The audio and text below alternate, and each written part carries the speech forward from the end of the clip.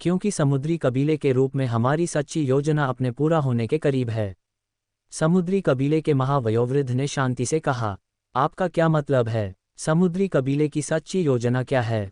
समुद्री कबीले के बीच स्वर्ण मूल संस्कारी भ्रमित थे, उन्हें कोई पता नहीं था कि महावयोवृद्ध किस बात का उल्लेख कर रहे थे। सच कहूं तो भले ही वे समुद्री कबीले के ऊपरी सोपानों का हिस्सा थे, उन्हें वास्तविक योजना का कोई ज्ञान नहीं था। जाहिर है, ये योजना समुद्री कबीले के संस्कारियों के विशाल बहुमत के लिए अज्ञात थी। आपको पता होना चाहिए कि समुद्री कबीले के भीतर हमारे पास एक प्राचीन दानव वेदी है, उन्होंने कहा। प्राचीन युग में एक तबाही के कारण प्राचीन दानव वेदी नष्ट हो गई थी।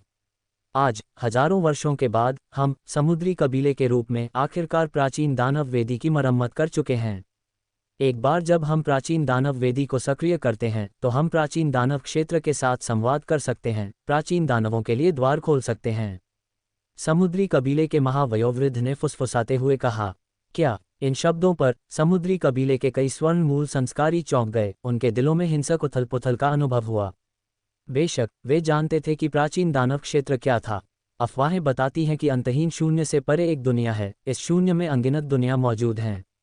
लेकिन ये दुनिया इतनी दूर थी कि उनके बीच कोई संबंध नहीं था। प्राचीन दानव क्षेत्र ऐसी ही एक दुनिया थी। कहा जाता था कि यह एक ऐसी दुनिया थी जहां दानवों ने कहर बरपाया था, जो अनगिनत प्राचीन दानवों से भरी थी। बेशक इसकी शक्ति का स्तर लगभग साधना दुनिया के बराबर था, जिसमें सबसे मजबूत दानव केवल दिव्यता रूपांतरण क्षेत्र तक पहुंचते थे, जिसे 5वें चरण की दानव साधना के रूप में भी जाना जाता है। एक समय में प्राचीन दानव क्षेत्र ने भी साधना दुनिया पर आक्रमण किया था। उन्होंने साधना दुनिया में बड़ी संख्या में दानव संस्कारियों को भेजा, जिससे अंतहीन उथल पुथल और वध हुआ। प्राचीन युग की तबाही का प्राचीन दानव क्षेत्र के साथ एक बड़ा संबंध था। कोई कह सकता है कि साधना दुनिया में इतने सारे शैतानी जानवर मौजूद होने का कारण प्राचीन दानव क्षेत्र की विरासत के कारण है। कई दानव प्राचीन दानव क्षेत्र से उन प्राचीन दानवों के वंशज हैं। महावयोवृद्ध, क्या आप अब प्राचीन दानव वेदी को सक्रिय कर सकते हैं? लेकिन यह आपकी योजना से कैसे संबंधित है? समुद्री कबीले के कई स्वर्ण मूल संस्कारी स्पष्ट रूप से उत्साहित थे। बेशक ये संबंधित है। प्राचीन दानव वेदी को सक्रिय करने के लिए हमें न केवल कई शीर्ष ग्रेड आध्यात्मिक पत्थरों की आवश्यकता है, हमें बड़ी मात्रा में दानव रक्त की भी आवश्यकता है। दूसरे शब्दों में, हमें एक रक्त बलिदान की आवश्यकता है।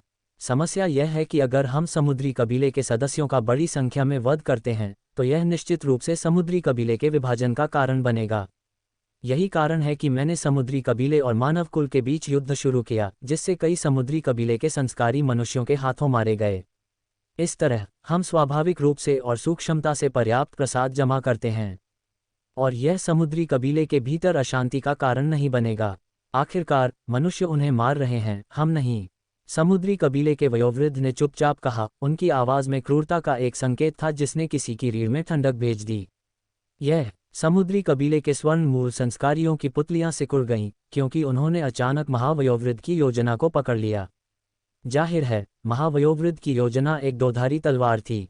अगर समुद्री कबीले वास्तव में इस युद्ध को जीतता है और कांगलान सागर का अधिपति बन जाता है, तो प्राचीन दानव वेदी को सक्रिय करने की कोई आवश्यकता नहीं होगी। सत्तारूढ़ अधिपति के रूप में उन्हें प्राचीन दानव क्षेत्र से मदद की आवश्यकता नहीं होगी।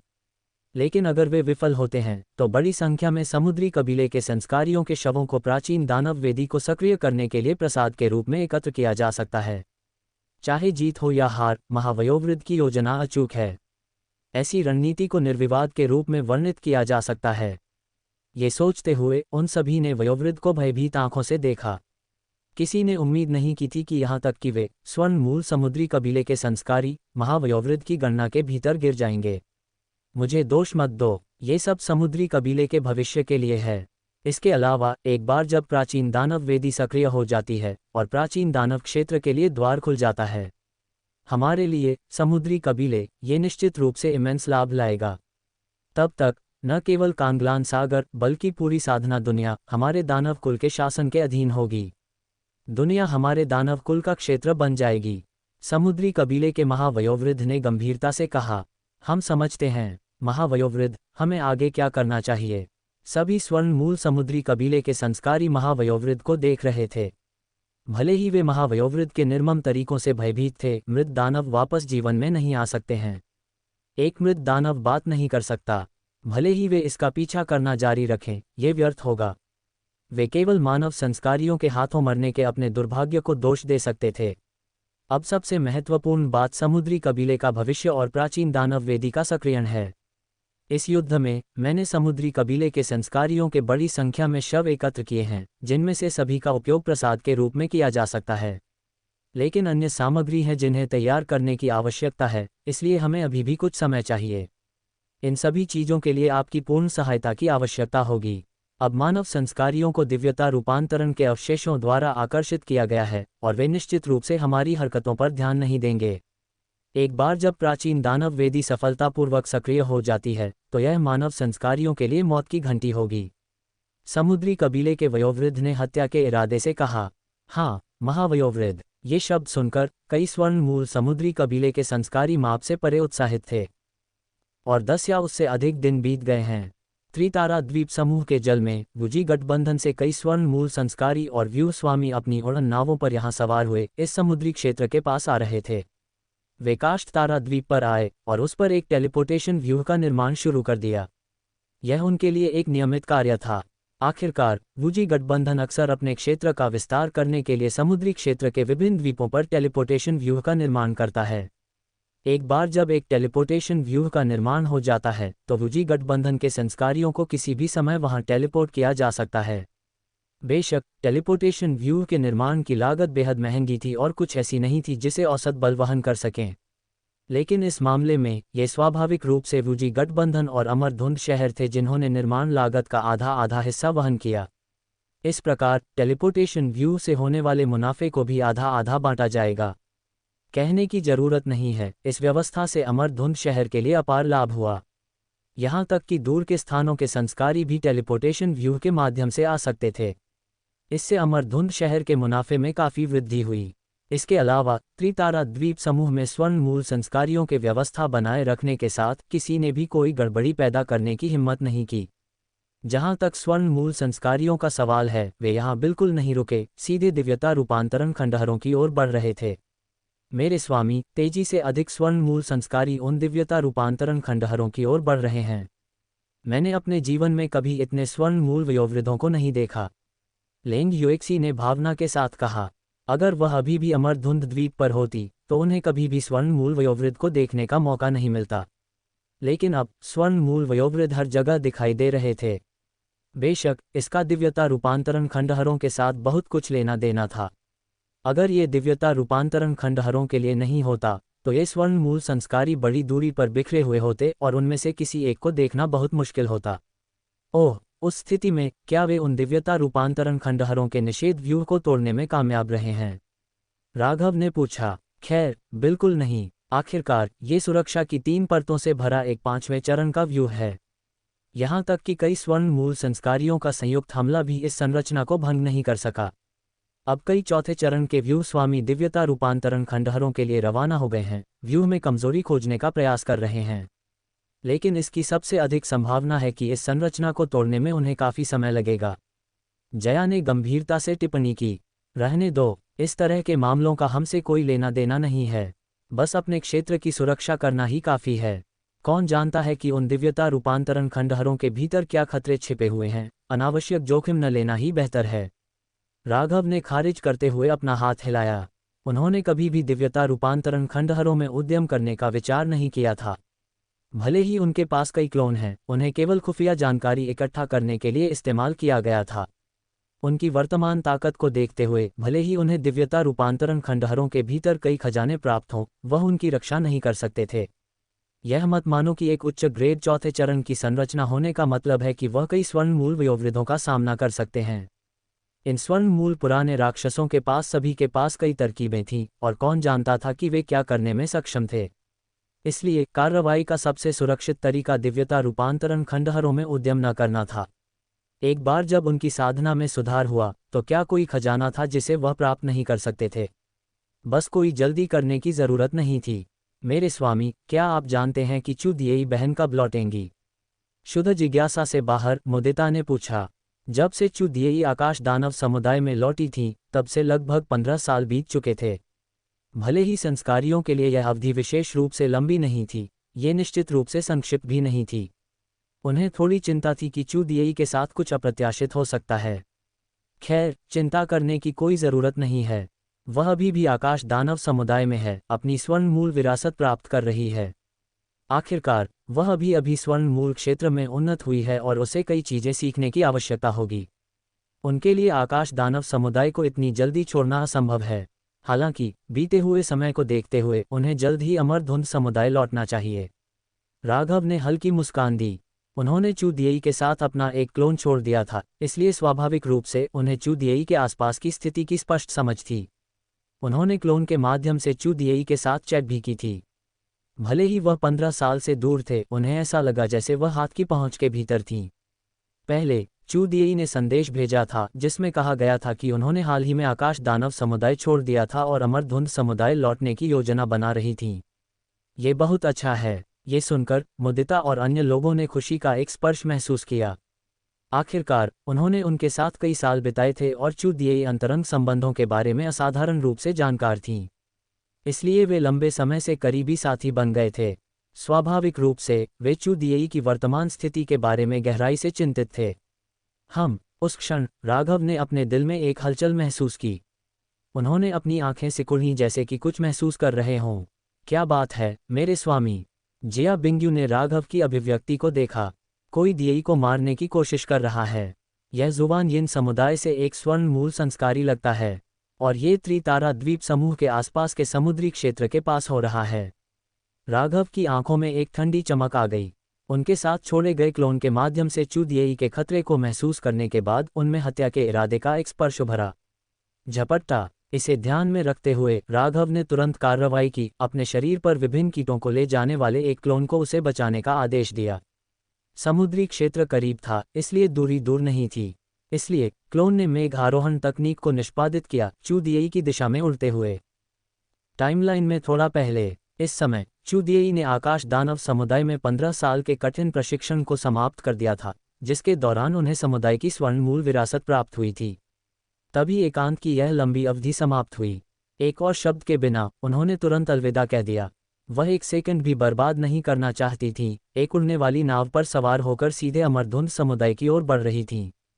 हालांकि, जैसे ही वह त्रितारा द्वीप समूह के पास समुद्री क्षेत्र के पास पहुंची, उन्हें जुवान यिन समुदाय के 3 स्वर्ण मूल वयोवृद्धों द्वारा रोक दिया गया। अरे नहीं! चू दिएई का दिल तुरंत डूब गया। उन्हें तुरंत पता चला कि उनके आकाश दानव आपदा शरीर के प्रतिकूल प्रभाव फिर से शुरू हो गए थे। ऐसा इसलिए था क्योंकि उन्हें पहले जो सौभाग्य प्राप्त हुआ था, वह अब समाप्त हो गया था। इसके बाद आपदा होगी, लेकिन उनका दिमाग आपदा से घिरा हुआ था और थोड़ी देर के लिए वह इसके बारे में भूल गईं। नतीजतन, जैसे ही वह दरवाजे से बाहर निकली, उनका सामना स्वर्ण मूल स्तर पर एक दुश्मन से हुआ। कहा जा सकता है कि उनके आकाश दानव आपदा शरीर ने अपने साथ एक भयानक आपदा लाए। यहाँ तक कि अगर थोड़ा सा भी अनदेखा किया गया तो एक आपदा होगी। हा, सहयोगी चू, आप इतनी जल्दी क्यों जा रही हैं?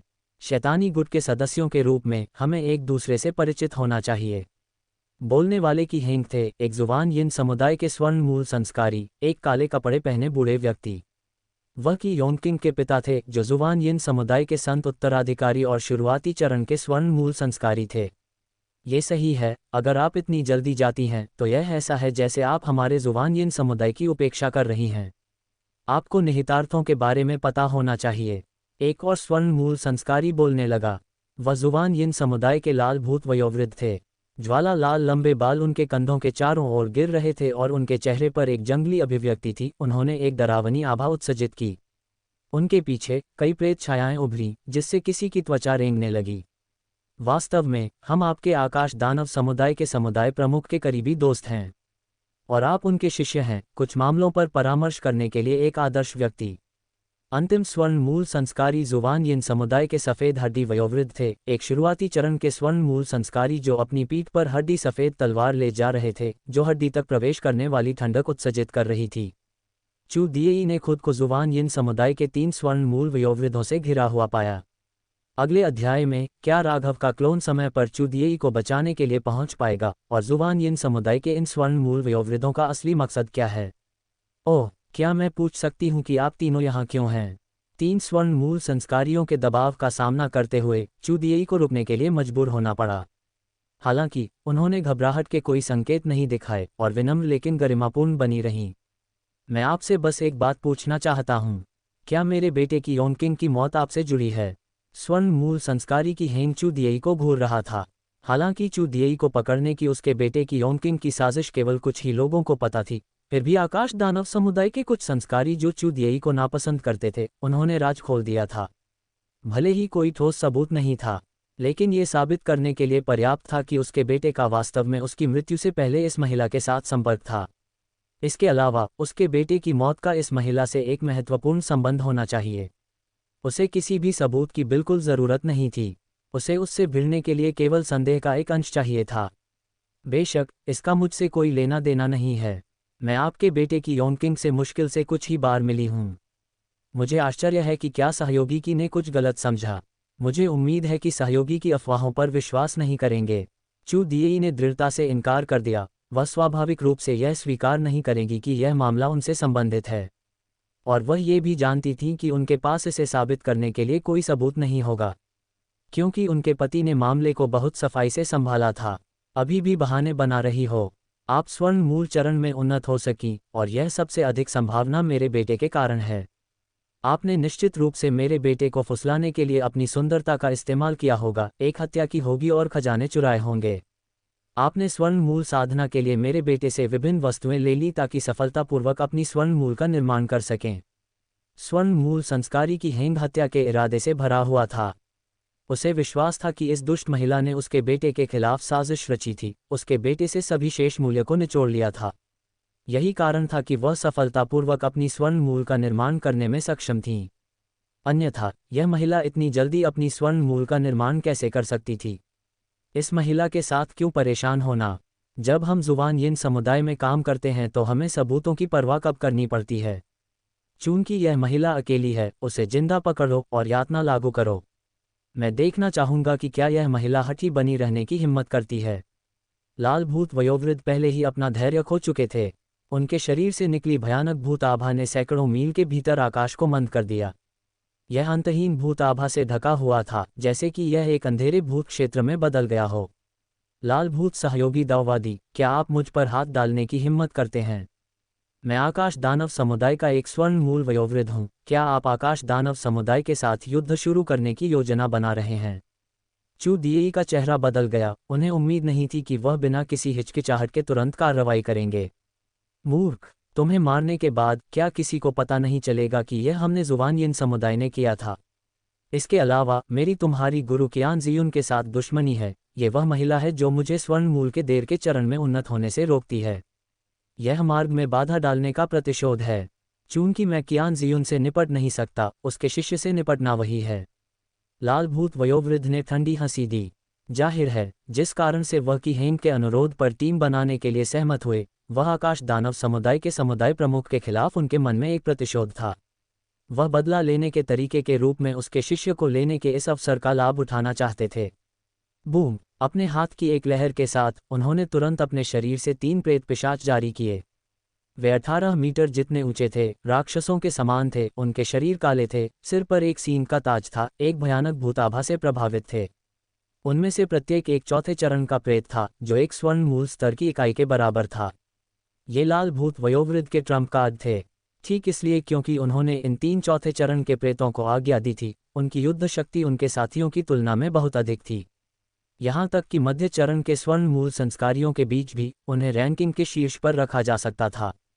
मर जाओ, उसे मेरे लिए भस्म कर दो। लाल भूत वयोवृद्ध का चेहरा मुड़ गया। उनके हाथ मुहर बना रहे थे, उनके कौशल को तैनात कर रहे थे।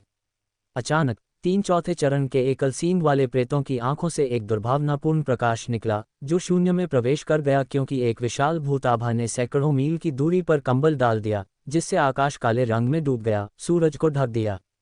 दिन के बीच में भी सूरज की रोशनी काले कोहरे को भेदने में असमर्थ थी।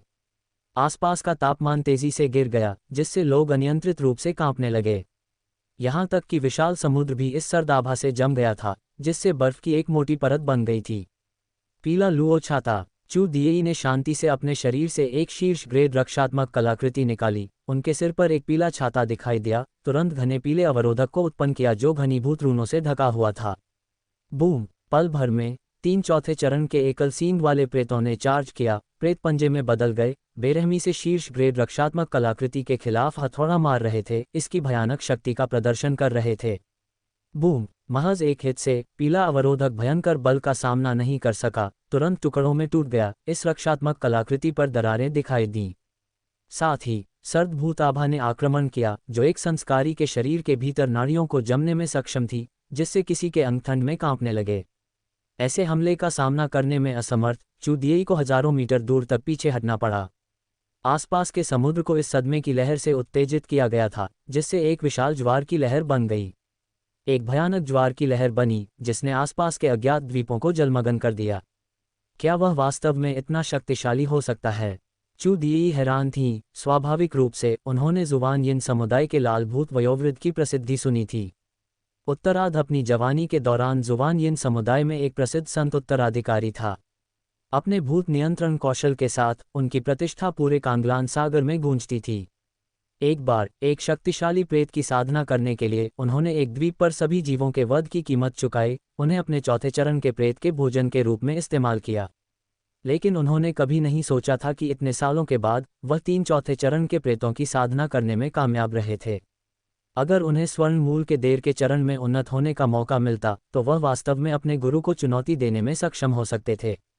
दुर्भाग्य से ऐसा लगता है कि उनका रास्ता उनके गुरु द्वारा अवरुद्ध कर दिया गया था, जिससे उनके लिए स्वर्ण मूल के देर के चरण में उन्नत होना असंभव हो गया। यह उन्नति से इनकार करने का प्रतिशोध था, किसी के पिता को मारने के प्रतिशोध से कम नहीं था। कोई आश्चर्य नहीं कि वह इतना क्रोधित था। उसे उसके शिष्य को मारने का इरादा था, अपने क्रोध को बाहर निकालने के लिए। एक संस्कारी जिसने हाल ही में स्वर्ण मूल में उन्नत किया है, वह मेरे तीन चौथे चरण के प्रेतों के हमले का सामना कर सकता है। आकाश दानव समुदाय की संतोषी, दिव्य आध्यात्मिक जड़ योग्यता रखने वाली और कथित तौर पर एक विशेष काया रखने वाली। आपकी प्रतिभा आपके गुरु कियान जियुन से कम नहीं है। अगर ऐसा है तो मैं आपको जीवित नहीं रहने दे सकता। अन्यथा अगर एक दूसरी कियान जियुन उभरती है तो आकाश दानव समुदायों पर शासन कर सकता है। लाल भूत वयोवृद्ध ने और अधिक भयानक हत्या का इरादा उत्सर्जित किया। बस एक क्षणभंगुर संघर्ष ने चू दिएई की स्थिर नींव का खुलासा किया। वह निश्चित रूप से कमजोर नींव वाली कोई नहीं थी, और भविष्य में स्वर्ण मूल के देर के चरण में उन्नत होने की उनकी संभावना लगभग 70 से 80% थी। इस महिला की आश्चर्यजनक प्रतिभा को साबित करने के लिए पर्याप्त है। लेकिन जितना अधिक ऐसा था, उतना ही कम वह इस महिला को जीवित छोड़ सकते थे। ये सिर्फ प्रतिशोध के लिए नहीं था, बल्कि जुवान यिन समुदाय के एक प्रमुख दुश्मन को खत्म करने के लिए भी था। भले ही वे सभी दानव संप्रदायों से संबंधित थे, उनके बीच भी प्रतिस्पर्धा थी। वे आकाश दानव समुदाय को भविष्य में शक्ति का एकाधिकार करने की अनुमति नहीं दे सकते थे। दानव मेघ पंखा। चू दिएई का रंग कठोर हो गया। वह जानती थी कि वह इन तीन जुवान यिन समुदाय स्वर्ण मूल संस्कारियों से तब तक बच नहीं पाएंगी जब तक कि वह अपनी पूरी शक्ति का प्रयोग नहीं करती। उन्होंने तुरंत मध्य ग्रेड आध्यात्मिक खजाना दानव मेघ पंखा अपने शरीर से बाहर निकाला। उन्होंने अपने शरीर के भीतर विशाल स्वर्ण मूल शक्ति को प्रसारित किया, इसे दानव मेघ पंखा में डाल दिया। बूम! काले पंखे ने एक बार स्पंदित किया, हवा को सैकड़ों मील तक फैले अंतहीन काले कोहरे से भर दिया। दिन का प्रकाश अवरुद्ध हो गया था और हर कोई धुंध में घिरा हुआ था। यह ऐसा था जैसे काले कोहरे ने तुरंत भयानक दानव जीवों में बदल दिया हो, लाल भूत वयोवृद्ध और अन्य लोगों की ओर झपट रहा हो। बचकाने चालें। लाल भूत वयोवृद्ध ने ठंडी सांस ली। अपने हाथ की एक लहर के साथ उन्होंने अपने हाथ में मध्य ग्रेड आध्यात्मिक खजाना भूत नियंत्रण ध्वज को हल्के से प्रेरित किया। तीन चौथे चरण के प्रेत प्राणी बाहर निकल पड़े, उनके मुंह से लाल लौ निकल रही थी। ये लाल लपटों की भूत अग्नि थी। ये भयानक लौ प्रेत प्राणियों द्वारा नियंत्रित स्वर्ग और पृथ्वी की एक अनूठी आग है। एक बार जब ये किसी दुश्मन से टकराती है तो ये तुरंत उन्हें राख में बदल देती है और आत्मा को सीधे जला भी सकती है। ये भयानक रूप से शक्तिशाली थी। गड़गड़ाहट। लाल लौ के गोले अंतहीन काले कोहरे को जलाना शुरू कर दिया, एक विशाल तलवार की तरह इसे फाड़ दिया। इसने दूर के द्वीपों की ओर भी विस्फोट किया। एक ही वार से लाल लौ 1000 मीटर ऊंचे पहाड़ से टकराई, एक पल में इसे उड़ा दिया। भयानक आग ने क्षेत्र को आग के एक असीम सागर में बदल दिया। अनगिनत चट्टानें मैग्मा में बदल गईं। जमीन मैग्मा की विशाल नदियों के साथ बह रही थी। यह आदमी। चू दिएई की पुतलियां सिकुड़ गईं, उनके दिल में सदमा लगा। केवल ये कहा जा सकता है कि लाल भूत वयोवृद्ध, जो उनके गुरु के समान युग के थे, वास्तव में अपनी प्रतिष्ठा के योग्य थे। वह केवल शुरुआती चरण के स्वर्ण मूल क्षेत्र में चढ़ी थीं। युद्ध के अनुभव और आंतरिक शक्ति के मामले में वह लाल भूत वयोवृद्ध के लिए कोई मुकाबला नहीं थीं। यह उल्लेख करने की आवश्यकता नहीं है कि अभी भी 2 अन्य स्वर्ण मूल शुरुआती चरण के संस्कारी उन्हें सतर्कता से देख रहे थे। वह पीछे हटने पर विचार कर रही थीं। ईमानदारी से उन्होंने अब आकाश दानव समुदाय से कई खजाने और ट्रम्प कार्ड प्राप्त कर लिए थे। अगर वह वास्तव में भागना चाहती थीं, तो ये 3 स्वर्ण मूल संस्कारी उन्हें रोकने में सक्षम नहीं हो सकते थे। चिंता मत करो, मैं तुम्हें सहयोग दूंगा। उस क्षण एक आवाज़ अचानक चू दिएई की चेतना की गहराई तक पहुंची। वक्ता राघव के क्लोनों में से एक था। वह जगह जहां चू दिएई स्थित थी, अमरधुंध समुदाय से केवल दसियों हजार किलोमीटर दूर थी। टेलीपोर्टेशन की शक्ति का उपयोग करके वह लगभग तुरंत उस क्षेत्र तक पहुंच सकते थे। आखिरकार टेलीपोर्टेशन की तीसरे वर्ग उच्च ग्रेड में उन्नत हो गया था और अधिकतम 10 लाख किलोमीटर की दूरी को टेलीपोर्ट कर सकता था, और इसे 100 से अधिक बार भी इस्तेमाल किया जा सकता था। बेशक टेलीपोर्ट करने के बाद इसे फिर से टेलीपोर्ट करने से पहले शून्य ऊर्जा इकट्ठा करने के लिए काफ़ी समय की आवश्यकता होती थी। लेकिन अब राघव अपना अधिकांश समय गहन साधना में बिताते थे और वैसे भी टेलीपोर्टेशन किट का उपयोग करने की बहुत कम आवश्यकता थी। इसलिए इससे कोई फर्क नहीं पड़ा कि क्या उन्होंने कुछ शून्य ऊर्जा बर्बाद कर दी। मेरे प्रिय, ये सुनने के बाद चू दिएई प्रसन्न हुईं। हालांकि वह जानती थीं कि उनके प्रेमी साधना में केवल आधार निर्माण क्षेत्र में थे और सामान्य तौर पर उन्हें 3 स्वर्ण मूल संस्कारियों के खिलाफ मुश्किल से ही मौका मिलना चाहिए। फिर भी किसी कारण से जब तक उनके प्रिय पहुंच जाते थे, उन्हें पर्याप्त आत्मविश्वास होता था। यहाँ तक कि सबसे बड़ी कठिनाइयों का सामना करने पर भी यह उनके लिए कोई बड़ी बात नहीं थी। स्वप्न क्षेत्र। पल भर में राघव ने चू दिएई के साथ छोटी छोटी बातें करने की योजना नहीं बनाई, क्योंकि अब फुर्सत का समय नहीं था। उन्होंने तुरंत स्वप्न आत्मा कीट की शक्ति का उपयोग किया, जो चौथे चरण के निम्न ग्रेड में उन्नत हो गया था और पहले से कई गुना मजबूत हो गया था। बूम! राघव के शरीर पर केंद्रित एक स्वप्नलोक दुनिया तुरंत उतर गई। आसपास के क्षेत्र में सैकड़ों मील को कवर कर लिया। एक व्यूह अवरोधक की तरह इसने पूरे क्षेत्र को घेर लिया। समुद्र के पानी के चारों ओर सफ़ेद कोहरा अचानक बढ़ गया, कई मील को कवर कर लिया, उस स्थान को अलग कर दिया। इस प्रकार ये सिर्फ इतना नहीं था कि बाहर के लोग अंदर नहीं आ सकते थे, लेकिन अंदर के लोग बाहर नहीं निकल पाएंगे। इसे स्वप्न क्षेत्र की भयानक शक्ति कहा जा सकता है। स्वप्न आत्मा कीट, जो चौथे चरण के क्षेत्र तक पहुंच गया था, एक अस्थायी स्वप्नलोक दुनिया बना सकता था। अगर स्वप्नलोक दुनिया को तोड़ा नहीं जा सका, तो कोई केवल उस स्वप्न क्षेत्र में फंस सकता था। भले ही कोई पुतली कौशल में निपुण हो और भ्रम को देख सके, ये बेकार होगा। क्या 3 स्वर्ण मूल दानव संस्कारियों लाल भूत वयोवृद्ध, सफ़ेद हड्डी वयोवृद्ध और कीहेंग के चेहरे बदल गए। वे खुद को एक घने जंगल के बीच में पाकर चौंक गए। उनके पिछले स्थान से एक बड़ा बदलाव आया। इससे ठीक पहले वे समुद्र पर थे, तो वे अचानक यहाँ कैसे आ गए? इसके अलावा उन्होंने चू दिएई की दृष्टि पूरी तरह से खो दी थी। लानत है, हमें मूर्ख बनाया गया है। यह एक चौथे चरण की संरचना द्वारा गठित एक भ्रम दुनिया है। जब तक चौथे चरण की संरचना के व्यूह मूल को नहीं ढूंढा जाता है, तब तक हम केवल इस संरचना में फंस सकते हैं। चू दिएई ने इस समुद्री क्षेत्र में चौथे चरण की संरचना कब स्थापित की? लाल भूत वयोवृद्ध का चेहरा पीला पड़ गया। उन्होंने कभी नहीं सोचा होगा कि उन्हें एक जूनियर द्वारा इस तरह से मूर्ख बनाया जाएगा। वह चू दिएई पर घात लगाने की योजना बना रहा था, लेकिन अब वह इसके बजाय उसके द्वारा फंस गया। ये वास्तव में टिड्डी का पीछा करने वाले कीट का मामला था, जो ओरियोल से अनजान था। उसे ये भी नहीं पता था कि चू दिएई ने चौथे चरण की संरचना कब स्थापित की थी। वह पूरी तरह से अंधेरे में था।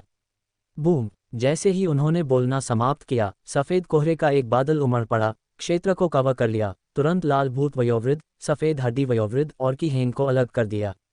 इसने उनके लिए सेना में शामिल होना और एक दूसरे के ठिकाने का पता लगाना असंभव बना दिया। सहयोगी चू, कृपया जल्दी मत करो। हम दोनों दानव संस्कारियों के समुदाय से संबंधित हैं, हमें हिंसा का सहारा क्यों लेना चाहिए? अगर हम यहाँ आपस में लड़ते हैं, तो ये सभी के लिए अच्छा नहीं होगा। आकाश दानव समुदाय और जुवान यिन समुदाय के बीच भी संघर्ष हो सकता है, ऐसी घटनाएं जिन्हें आप निश्चित रूप से देखना पसंद नहीं करेंगी। कीहेंग पूरी तरह से घबरा गया था, डर से अपनी सीमा तक धकेल दिया गया था। इस क्षण उसे एहसास हुआ कि उसने इस महिला चू दिएई को पूरी तरह से कम आंका था। उसके द्वारा नियंत्रित तकनीकें न केवल अजीब थीं, बल्कि अंतहीन और अकल्पनीय भी थीं। ईमानदारी से, स्वर्ण मूल संस्कारी जो अभी अभी उन्नत हुआ है, कहाँ है? यहाँ तक कि अनुभवी स्वर्ण मूल संस्कारी भी इससे ज़्यादा बेहतर नहीं कर पाएंगे। कोई आश्चर्य नहीं कि उसका बेटा इस महिला के हाथों गिर गया, उसकी मौत बिल्कुल भी अन्यायपूर्ण नहीं थी। ओह, क्या ऐसा है? आप अभी मुझसे कह रहे थे कि जब तक आप मुझे यहाँ मार देते हैं, आकाश दानव समुदाय को कुछ भी पता नहीं चलेगा। तो क्या मैं इसकी व्याख्या इस तरह से कर सकती हूँ, जब तक मैं आप तीनों स्वर्ण मूल संस्कारियों को यहाँ मार देती हूँ, जुवानयिन समुदाय को भी इसके बारे में पता नहीं चलेगा। मैं आपको सच बताती हूँ, ये वास्तव में मेरा हाथ है जिसके कारण आपके बेटे की योनकिंग की मौत हुई। क्या आप उससे बदला लेना नहीं चाहते? चू दिएई की आवाज़ सफ़ेद कोहरे में गूंज उठी। कि हेंग अपने सर्वोत्तम संवेदन प्रयासों के बावजूद चू दिएई की वास्तविक स्थिति का निर्धारण नहीं कर सका। इससे कि हेंग और भी घबरा गया और हक्का बक्का हो गया। सहयोगी चू, चिंता मत करो, मेरे कई बेटे हैं, अगर कोई मर जाता है तो इससे कोई फर्क नहीं पड़ता।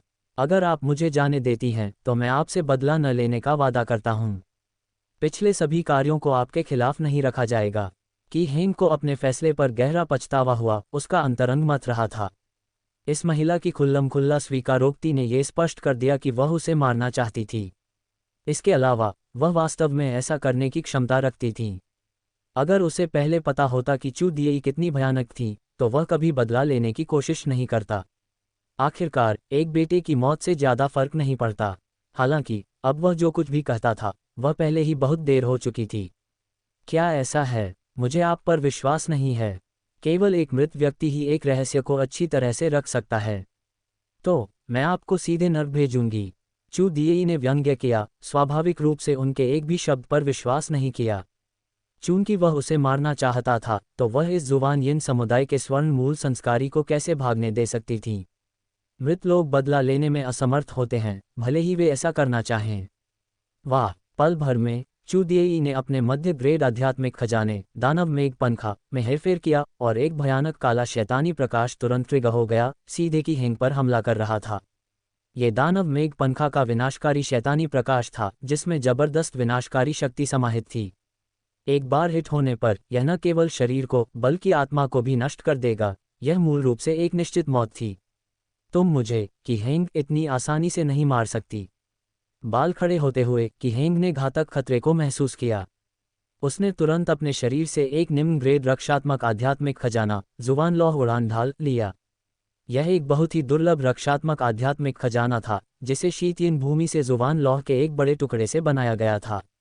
यह न केवल अविश्वसनीय रूप से ठोस था, बल्कि एक बार एक मंत्र द्वारा सक्रिय होने पर यह उपयोगकर्ता के चारों ओर एक स्वचालित रक्षा बना सकता था, यहाँ तक कि एक स्वर्ण मूल संस्कारी के हमले का सामना करने में भी सक्षम था।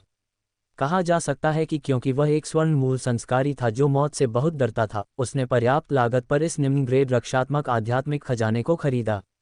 ढालों की एक श्रृंखला तुरंत उसके चारों ओर दिखाई दी, उसके शरीर के चारों ओर लपेटते हुए। यह एक पूर्ण पैमाने की रक्षा थी। आत्मा विघटन डंक। लेकिन इस क्षण राघव ने अपनी चाल चली और तुरंत एक आत्मा गुप्त कला आत्मा विघटन डंक लागू किया।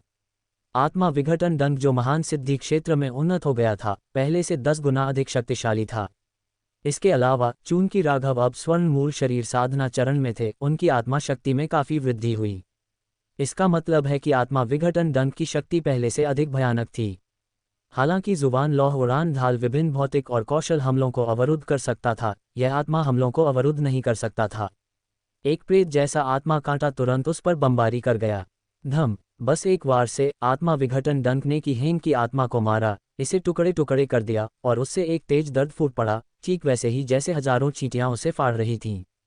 शाप! तो तुमने एक आत्मा हमले की गुप्त तकनीक में महारत हासिल कर ली है। कि हेंग चकित था, उसके गंभीर दर्द ने उसे निम्न ग्रेड रक्षात्मक आध्यात्मिक खजाने को नियंत्रित करने में असमर्थ बना दिया, जिससे उसकी सुरक्षा में एक अंतर आ गया। चू दिएई ने तुरंत इस अंतर का फायदा उठाया और विनाशकारी दानव प्रकाश की एक किरण ने हमला किया। बूम! इस विनाशकारी दानव प्रकाश ने कि हेंग को बेरहमी से मारा, उसका शरीर टूट गया, बस एक तरबूज की तरह बिखर गया, उसका खून समुद्र पर फैल गया, पानी को लाल कर दिया। बस एक वार से कि हेंग, एक शुरुआती चरण का स्वर्ण मूल दानव संस्कारी, चू दिएई द्वारा मार दिया गया, बिना किसी शक्ति के वापस लड़ने के लिए। वह संघर्ष भी नहीं कर सका। तेज! कि हेंग की मृत्यु के क्षण में एक काला प्रकाश चू दिएई के शरीर में एक असाधारण गति से प्रवेश करने की कोशिश कर रहा था। ये प्रतिशोध बूमरैंग था। लेकिन चू दिएई शांत और संयमित रहीं, अपने शरीर से एक पुआल गुड़िया निकाली, तुरंत अपने सामने एक अवरोधक बना दिया। काला प्रकाश तुरंत पुआल गुड़िया से चिपक गया, इसे काला कर दिया। हे, तुम मरने के बाद भी मुझे शाप देना चाहते थे। यह इतना आसान नहीं है। चू दिएई ने मुस्कुराया, जाहिर तौर पर इसकी पहले से ही उम्मीद कर रही थीं। वह क्या है? राघव ने जिज्ञासा से पूछा। प्रिय, ये हमारे आकाश दानव समुदाय की विशेष कठपुतली गुप्त तकनीक देह प्रतिरूप कठपुतली है। जबकि आत्मा गुप्त कला को अवरुद्ध नहीं किया जा सकता है, इसे स्थानांतरित किया जा सकता है। यही कारण है कि आकाश दानव समुदाय के हमारे पूर्वजों ने एक अद्वितीय गुप्त तकनीक बनाई थी, कठपुतली विकल्प।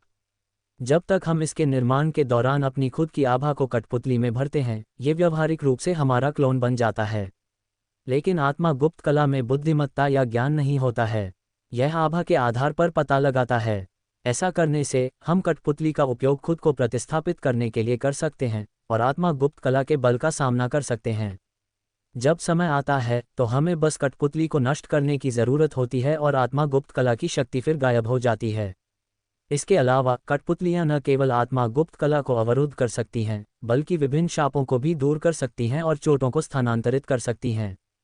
ये गुप्त तकनीक असीम है, कम से कम कहने के लिए, चू दिएई ने समझाया। ये भी एक तरीका था जिससे आकाश दानव समुदाय आत्मा गुप्त कला से निपटता था। आखिरकार उन्होंने 15 साल बेकार नहीं गंवाए थे। उन्होंने आकाश दानव समुदाय की पुस्तकालय से कई गुप्त तकनीकें प्राप्त की थीं। इनमें से प्रत्येक तकनीक कांगलान सागर क्षेत्र को हिला सकती थी। मैं समझ गया, राघव को अचानक एहसास हुआ। कठपुतली के सिद्धांत उनकी अपनी क्लोनिंग तकनीक से बहुत अलग नहीं थे। केवल कठपुतली क्लोन का उत्पादन सस्ता था और एक नियमित विधि के रूप में काम कर सकता था। दानव संस्कारी काफी चतुर थे। चूंकि यह गुप्त तकनीक दानव समुदाय द्वारा बनाई गई थी, स्वाभाविक रूप से इसे दानव समुदाय से किसी के द्वारा हल किया जाना था। पहले वह वुजी गठबंधन में आत्मा गुप्त कला का विरोध कर सकने वाली एक तदनुरूपी तकनीक खोजने की उम्मीद कर रहा था। उन्हें क्या पता था, वह गलत दिशा में देख रहे थे। उन्हें ये कहीं भी नहीं मिल सका।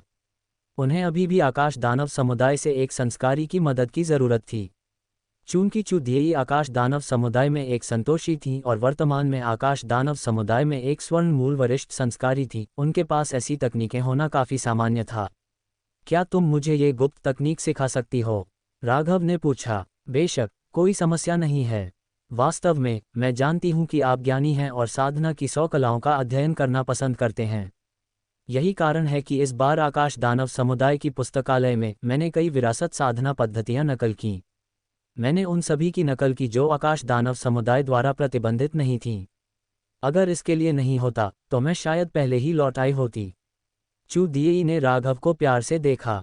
उन्होंने राघव के लिए असंख्य चीजें की। क्या? राघव ने पलक झपकाए। वह भावना से भर गए। अगर आकाश दानव समुदाय की संस्कारियों की पीढ़ियों को पता होता कि चू दिएई ने क्या किया था तो वे क्रोधित होंगे। उनकी हजारों वर्षों से सावधानीपूर्वक संरक्षित विरासत साधना पद्धति को अब संतोषी द्वारा दूर कर दिया गया है। हालांकि उनके लिए यह एक महत्वपूर्ण अप्रत्याशित लाभ था। आखिरकार पुस्तक कीट को बढ़ने के लिए बड़ी मात्रा में साधना रहस्यों और विरासत ज़ैद अभिलेखों की आवश्यकता थी। आकाश दानव समुदाय एक स्वर्ण मूल समुदाय था और साधना रहस्यों की मात्रा जो उसने जमा की थी वह साधारण संस्कारियों की समझ से परे थी।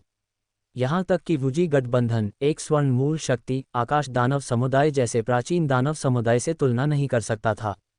चलो 2 स्वर्ण मूल दानव संस्कारियों की भी देखभाल करते हैं। राघव वास्तव में पहली बार आकाश दानव समुदाय के विभिन्न गुप्त अभिलेखों को प्राप्त करना चाहते थे, लेकिन अब इन चीजों को करने का समय नहीं था। उन्हें पहले शेष 2 स्वर्ण मूल दानव संस्कारियों से निपटना था। भले ही सफेद हड्डी वयोवृद्ध और लाल भूत वयोवृद्ध वर्तमान में स्वप्न क्षेत्र में फंसे हुए थे, किसी को नहीं पता था कि उन्हें वहां कब तक रखा जा सकता है। जल्द से जल्द मुद्दे को हल करना बेहतर है। वाह! पल भर में उनकी आकृति चमक उठी और वह तुरंत सफेद हड्डी वयोवृद्ध की ओर झपट पड़े।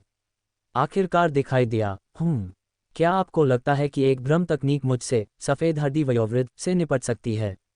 आपको पता होना चाहिए कि सफेद हड्डी की पुरानी आत्मा एक सर्वोच्च तलवार संस्कारी है जिसे तलवारों की स्पष्ट समझ है। कोई भी भ्रमपूर्ण कला मेरे द्वारा आसानी से देखी जाएगी। मर जाओ, सफेद हड्डी वयोवृद्ध ने व्यंग्य किया। तुरंत एक निम्न ग्रेड आध्यात्मिक खजाना, सफेद हड्डी विशाल तलवार, म्यान से बाहर निकाला जो पूरी तरह से प्राचीन राक्षसों की हड्डियों से बना था। ब्लेड शुद्ध सफेद और अतुलनीय रूप से तेज था। यहाँ तक कि विशाल तलवार में ठंडक, गहरी इन शक्तियाँ थीं। एक बार जब ये किसी प्रतिद्वंद्वी से टकराती है तो यह आसानी से दुश्मन को टुकड़े टुकड़े कर सकता है, यहाँ तक कि प्रतिद्वंद्वी को गहरी इन शक्ति से घुसपैठ भी करा सकता है। एक ही वार से ठंडी तलवार ऊर्जा उत्सर्जित हो सकती है, जिसके परिणामस्वरूप प्रतिद्वंद्वी का कुछ भी नहीं बचता है। बूम! पल भर में सफ़ेद हड्डी वयोवृद्ध ने अपनी चाल चली, विशाल सफ़ेद हड्डी तलवार चलाते हुए, सफ़ेद तलवार चमक के 100 फीट बाहर भेजते हुए, एक जहरीले सांप की सांस की तरह फूट पड़ा, आकाश को भेदा, एक भयानक तलवार इरादे के साथ। तलवार इरादा भयभीत करने वाला था, जैसे कि आसपास का अंतरिक्ष नंगी सफ़ेद हड्डियों और खून और लाशों के सागर की दृष्टि से भरा था। मृत्यु की आभा बहुत भयानक थी। असंभव, मेरी सफ़ेद हड्डी विशाल तलवार तुम्हें नहीं मार सकती। लेकिन अगले सेकंड में सफ़ेद हड्डी वयोवृद्ध हक्का बक्का हो गया, क्योंकि वह महसूस कर सकता था कि उसकी तलवार स्पष्ट रूप से अचानक दिखाई देने वाली आकृति से टकरा गई थी। लेकिन तलवारवारों ने चिन्हगारियां दी जैसे कि वे अविनाशी अयस्क से टकराए हों। उसकी सफ़ेद हड्डी तलवारची उसके सामने के व्यक्ति को विभाजित नहीं कर सकी। वह बस हक्का बक्का था, क्योंकि यह एक अभूतपूर्व अनुभव था। भले ही एक स्वर्ण मूल संस्कारी एक निम्न ग्रेड रक्षात्मक आध्यात्मिक खजाना पहन रहा था, उसकी तलवार का सामना करना मुश्किल होना चाहिए। लेकिन अचानक दिखाई देने वाले दुश्मन ने उसकी सफ़ेद हड्डी तलवारची को अवरुद्ध करने में कामयाबी हासिल की। ये बस अविश्वसनीय था। एक अच्छा हमला, लेकिन यह अफसोस की बात है कि यह मेरी रक्षा को तोड़ नहीं सकता। जिसने हमला किया वह राघव थे। भले ही वह एक क्लोन थे, उन्होंने अपने मुख्य शरीर की क्षमताओं को विरासत में मिला। उनकी दोहरी परत वाली दिव्य बाधा उत्तेजित हो रही थी। इसने उनकी शरीर की रक्षात्मक शक्ति को किसी भी निम्न ग्रेड रक्षात्मक आध्यात्मिक खजाने से कम नहीं बनाया। एक तलवार संस्कारी का तलवारची हमला भी उसे नुकसान नहीं पहुंचा सका, क्योंकि यह उसकी दिव्य गज बाधा द्वारा अवरुद्ध हो गया था, जिससे वह अक्षत रहा। यह अच्छा नहीं है। सफ़ेद हड्डी वयोवृद्ध के बाल खड़े हो गए, क्योंकि उसने एक घातक खतरा महसूस किया। उसकी तलवार अवरुद्ध होने के बाद रहस्यमय संस्कारी बिना किसी चीज को चकमा दिए सीधे उसकी ओर दौड़ पड़ा था। धम्म! राघव ने एक घूंसा के साथ आगे बढ़े, अपनी सारी आंतरिक शक्ति ड्रैगन गज मुट्ठी को संघनित किया, जिसमें 5 लाख घोड़ों की शक्ति समाहित थी। यह ऐसा था जैसे एक वास्तविक ड्रैगन और दिव्य गज की शक्ति ओवरलैप हो गई हो, अतुलनीय विनाशकारी शक्ति का उत्पादन कर रही हो। इस क्षण सफ़ेद हड्डी वयोवृद्ध बिल्कुल भी तैयारी नहीं कर सका, क्योंकि राघव का घूंसा बस बहुत तेज था। ऐसा लग रहा था कि यह हवा को फाड़ रहा है, ध्वनि की गति से 10 गुना अधिक है। बूम! उसका घूंसा सफ़ेद हड्डी वयोवृद्ध पर ठोस रूप से उतरा और भयानक बल ने तुरंत उसकी छाती को उड़ा दिया, एक बड़ा खूनी छेद बना दिया जिसमें से खून उबल रहा था। इस घूंसे से निकला बल यहाँ तक कि दर्जनों मील दूर एक पहाड़ी द्वीप से भी टकराया। तुरंत वह किलोमीटर ऊंचा पहाड़ भी उसी घूंसे से टकराया और उसका आधा हिस्सा तुरंत ढह गया। सारे पत्थर धूल में बदल गए जो जमीन पर बिखर गए। घूंसे के बल के गुजरने के स्थान पर 10 मील लंबी एक दरार दिखाई दी, जिससे द्वीप 2 आधा में विभाजित हो गया। शुक्र है ये द्वीप निर्जन था, अन्यथा इस बल के आफ्टरशॉक ने अनगिनत जीवन को तोड़ दिया होता। यह एक स्वर्ण मूल शरीर संस्कारी की भयानक शक्ति थी। उसका हर चाल प्राचीन जानवरों के समान लगता था। वाह! पल भर में सफ़ेद हड्डी वयोवृद्ध भयभीत हो गया और उसकी स्वर्ण मूल तुरंत भाग गई, एक टेलीपोर्टेशन कौशल का प्रदर्शन किया। भले ही उसका शरीर राघव के घूंसे से टूट गया था, जब तक उसकी स्वर्ण मूल जीवित है, वह अभी तक मरा नहीं है। जब तक उसे एक उपयुक्त शरीर मिल जाता है, वह कब्जा कर सकता है और दूसरा जीवन जी सकता है। यह उन कारणों में से एक था कि स्वर्ण मूल वयोवृद्धों को मारना इतना मुश्किल क्यों था। जवाब में सफ़ेद स्वर्ण मूल क्षणिक रूप से टेलीपोर्ट हुआ और भाग गया। सोचते हो कि तुम भाग सकते हो? यह इतना सरल नहीं है। मर जाओ! राघव की हृदय नेत्र शक्ति फैल गई और तुरंत महसूस किया कि सफ़ेद हड्डी वयोवृद्ध की स्वर्ण मूल सैकड़ों मील दूर भाग गई थी। जैसा कि कोई कल्पना कर सकता है, स्वर्ण मूल टेलीपोर्टेशन की गति काफ़ी आश्चर्यजनक थी। साधारण संस्कारी स्वर्ण मूल टेलीपोर्टेशन की प्रक्षेपण पथ को पकड़ नहीं सकते थे और केवल लाचारी से देख सकते थे, क्योंकि प्रतिद्वंद्वी भाग गया था। दुर्भाग्य से हृदय नेत्र की जांच के तहत सभी पलायन बेकार था। राघव की हृदय नेत्र शक्ति ने सब कुछ स्पष्ट रूप से महसूस किया। वंश दिव्य शक्ति युद्ध मोहर। अचानक राघव स्थिर खड़े हो गए, उनका बायां पैर हल्के से थपथपाया और उन्होंने वंश दिव्य शक्ति का युद्ध मोहर प्रदर्शित किया। यह एक दिव्य कला शक्ति थी जिसे उन्होंने प्राप्त किया जब उनकी ड्रैगन गज वंश एक निश्चित सीमा तक केंद्रित हो गई थी। हमिंग। उनके शरीर पर केंद्रित अदृश्य ध्वनि तरंग शक्ति और शून्य शक्ति तुरंत बिजली की गति से सैकड़ों मील के दायरे में फैल गई। नहीं, सफ़ेद हड्डी वयोवृद्ध चिल्लाया, एक घातक संकट महसूस कर रहा था। इस क्षण उसने हवा में एक अदृश्य उतार चढ़ाव महसूस किया, जो एक अविश्वसनीय रूप से तेज गति से चल रहा था। यहाँ तक कि अगर वह अब टेलीपोर्टेशन करना चाहता था तो ये पहले ही बहुत देर हो चुकी थी, क्योंकि यह एक श्रेणी आधारित हमला था, कहीं भी छिपना व्यर्थ होगा। बूम! पल भर में सफ़ेद हड्डी वयोवृद्ध की स्वर्ण मूल इस भयानक ध्वनि तरंग शक्ति का सामना नहीं कर सकी और एक तरबूज की तरह फट गई, सभी दिशाओं में टूट गई। यहाँ तक कि सैकड़ों मील का समुद्री क्षेत्र भी भयानक सदमे में था। गहरे समुद्र में कई मछलियां सदमे से मर गईं, उनके सफ़ेद पेट समुद्र की सतह पर तैर गए। अगर यह एक द्वीप होता तो शायद सैकड़ों मील के पहाड़ एक पल में ढह गए होते और एक सपाट सतह में कम हो गए होते। सफ़ेद हड्डी वयोवृद्ध मृत। प्यारे, तुमने सफ़ेद हड्डी वयोवृद्ध को ऐसे ही मार डाला। यह अविश्वसनीय है। चू दिए चौंक गई क्योंकि उन्होंने दृश्य को प्रकट होते देखा।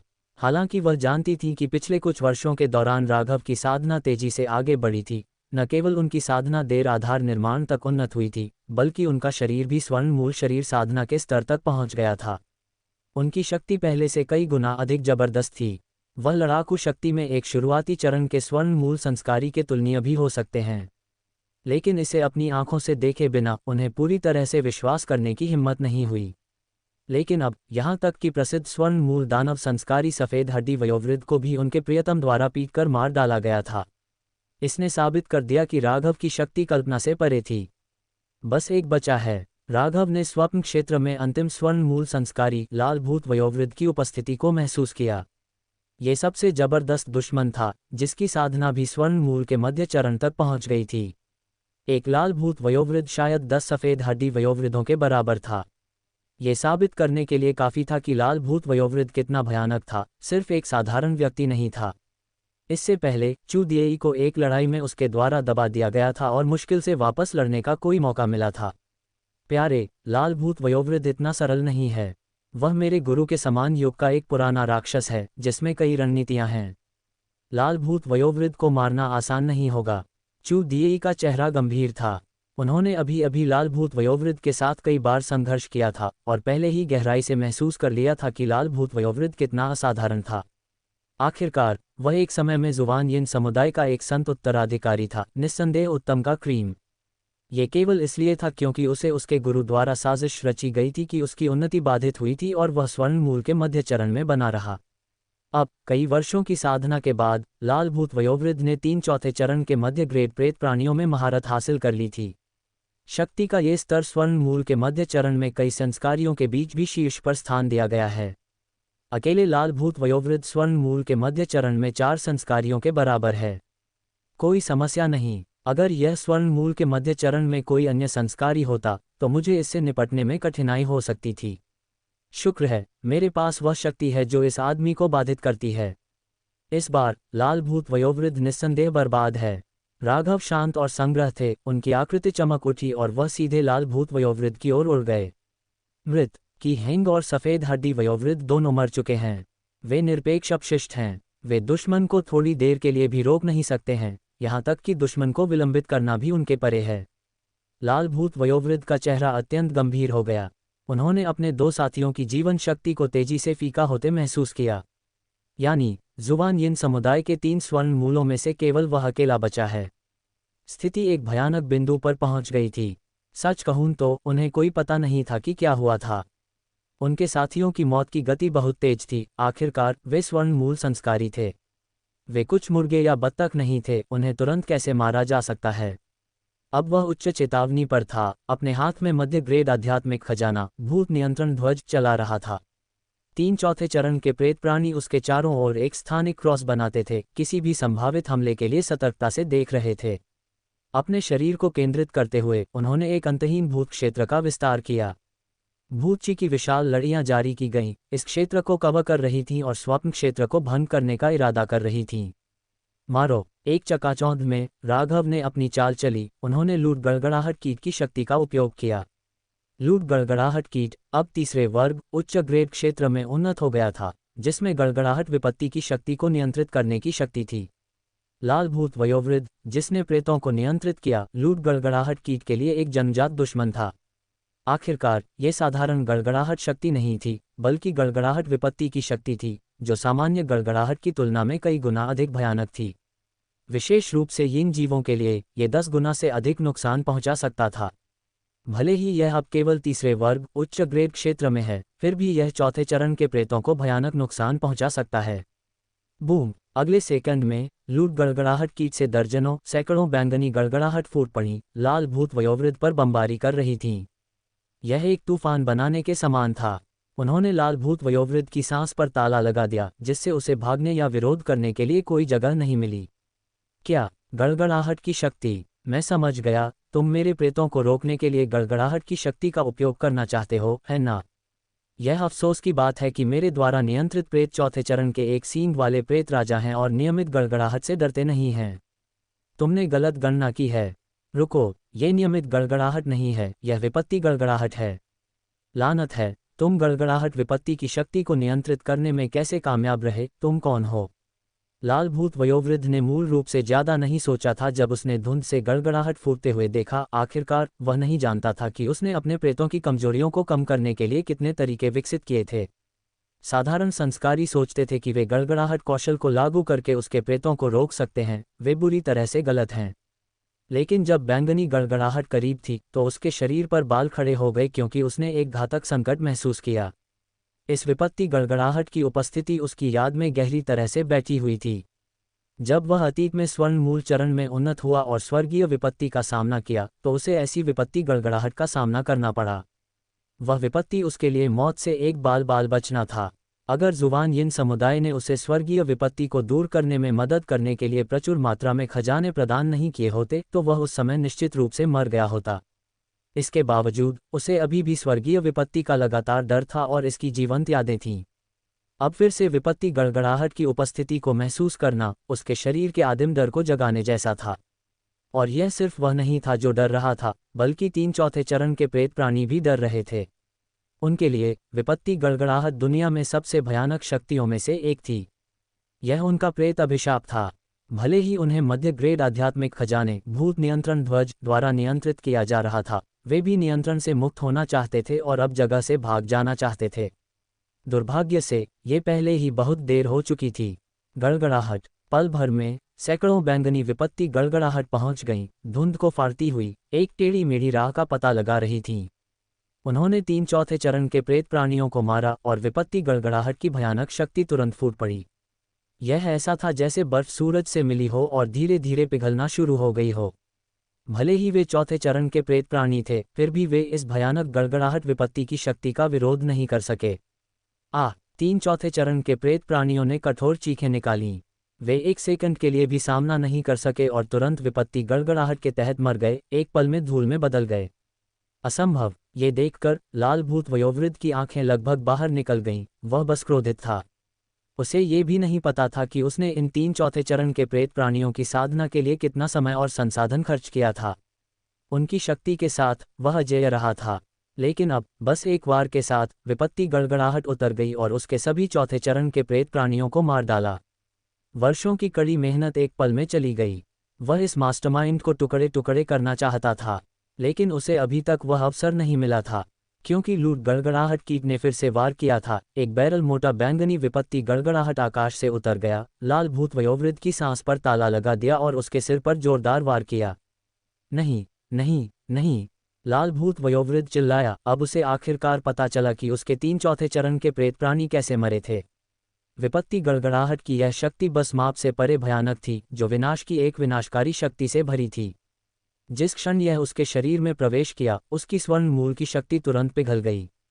उसकी आंतरिक इंद्रियां और नाड़ियां बुरी तरह से क्षतिग्रस्त थीं।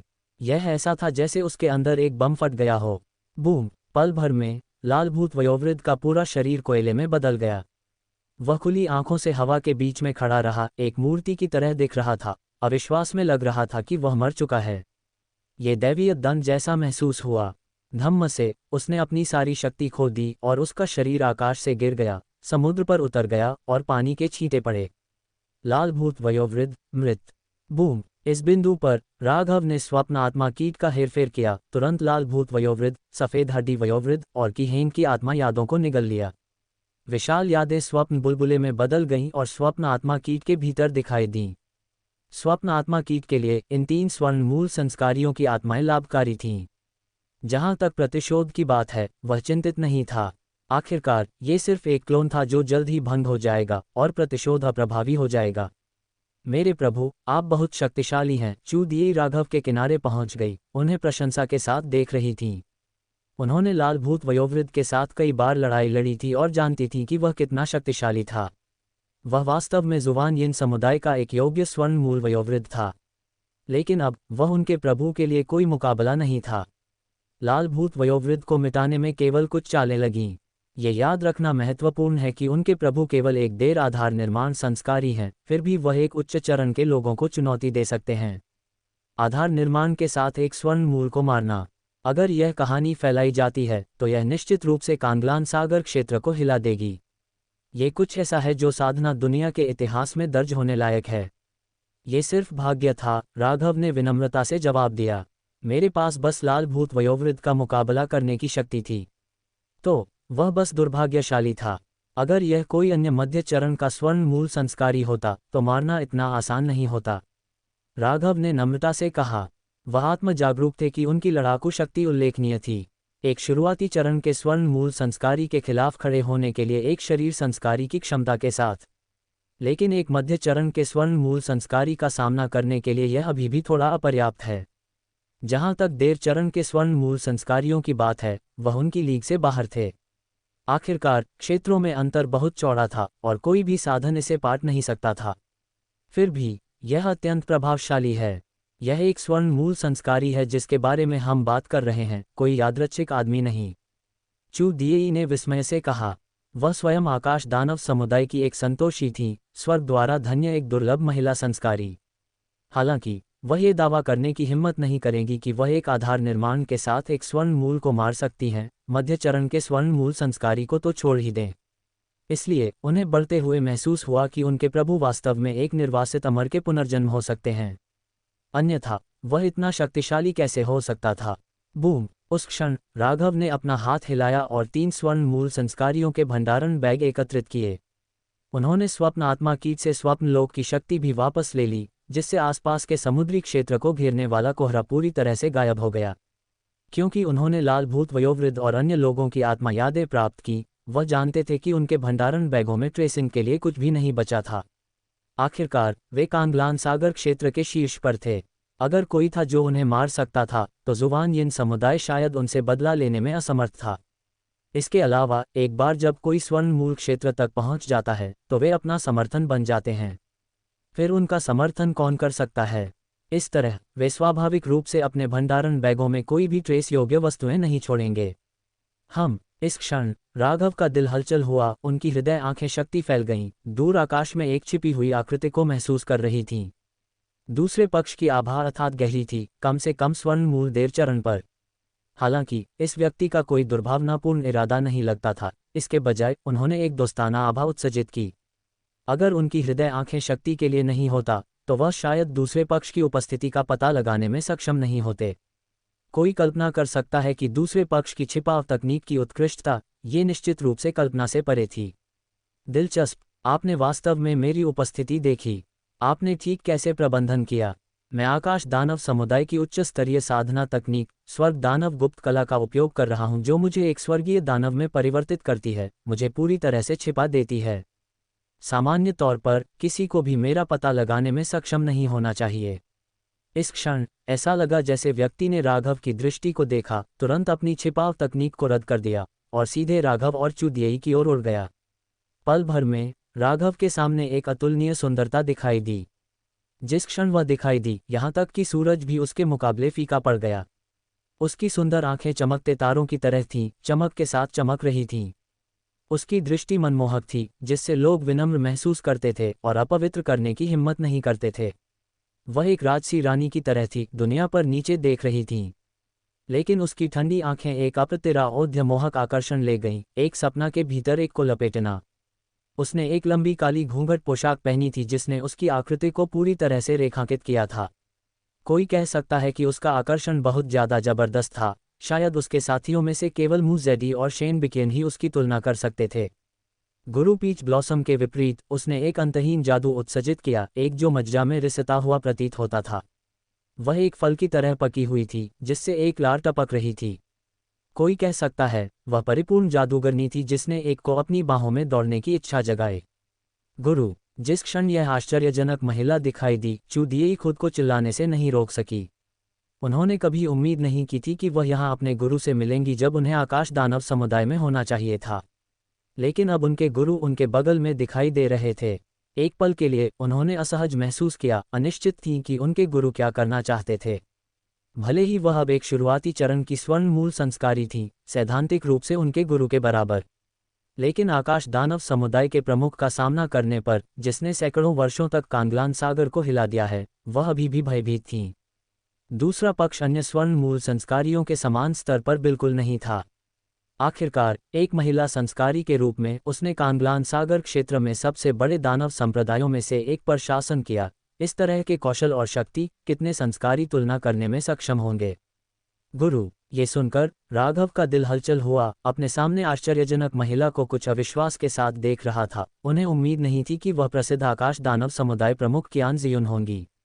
तुरंत उन्हें अपने भीतर जुनून कीट के संतान कीट से एक धड़कन महसूस हुई और तुरंत कियान जियुन से विशाल शुद्ध यीन ऊर्जा को महसूस किया।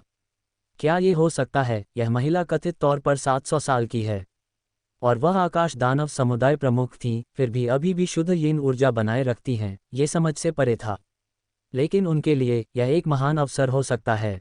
आखिरकार अगर वह आकाश दानव समुदाय प्रमुख को एक कीट से संक्रमित कर सकते हैं, तो वह उसके भीतर विशाल युवानेन ऊर्जा का उपयोग कर सकते हैं। यह उनकी भविष्य की साधना के लिए अत्यंत लाभकारी होगा। इससे भी महत्वपूर्ण बात, वह उनकी साथी चू दिएई की गुरु भी थीं, जो निकट संबंध की एक अतिरिक्त परत की तरह थी। स्वर्ण मूल में उन्नत होने के बाद से उनकी साधना प्रगति निश्चित रूप से अधिक मुश्किल होगी। अगर उन्हें कोई अवसर नहीं मिलता है, तो यह संभावना है कि वह सैकड़ों वर्षों तक प्रगति नहीं करेंगे। अगर कोई अवसर था, स्वाभाविक रूप से वह इसे याद नहीं करेंगे।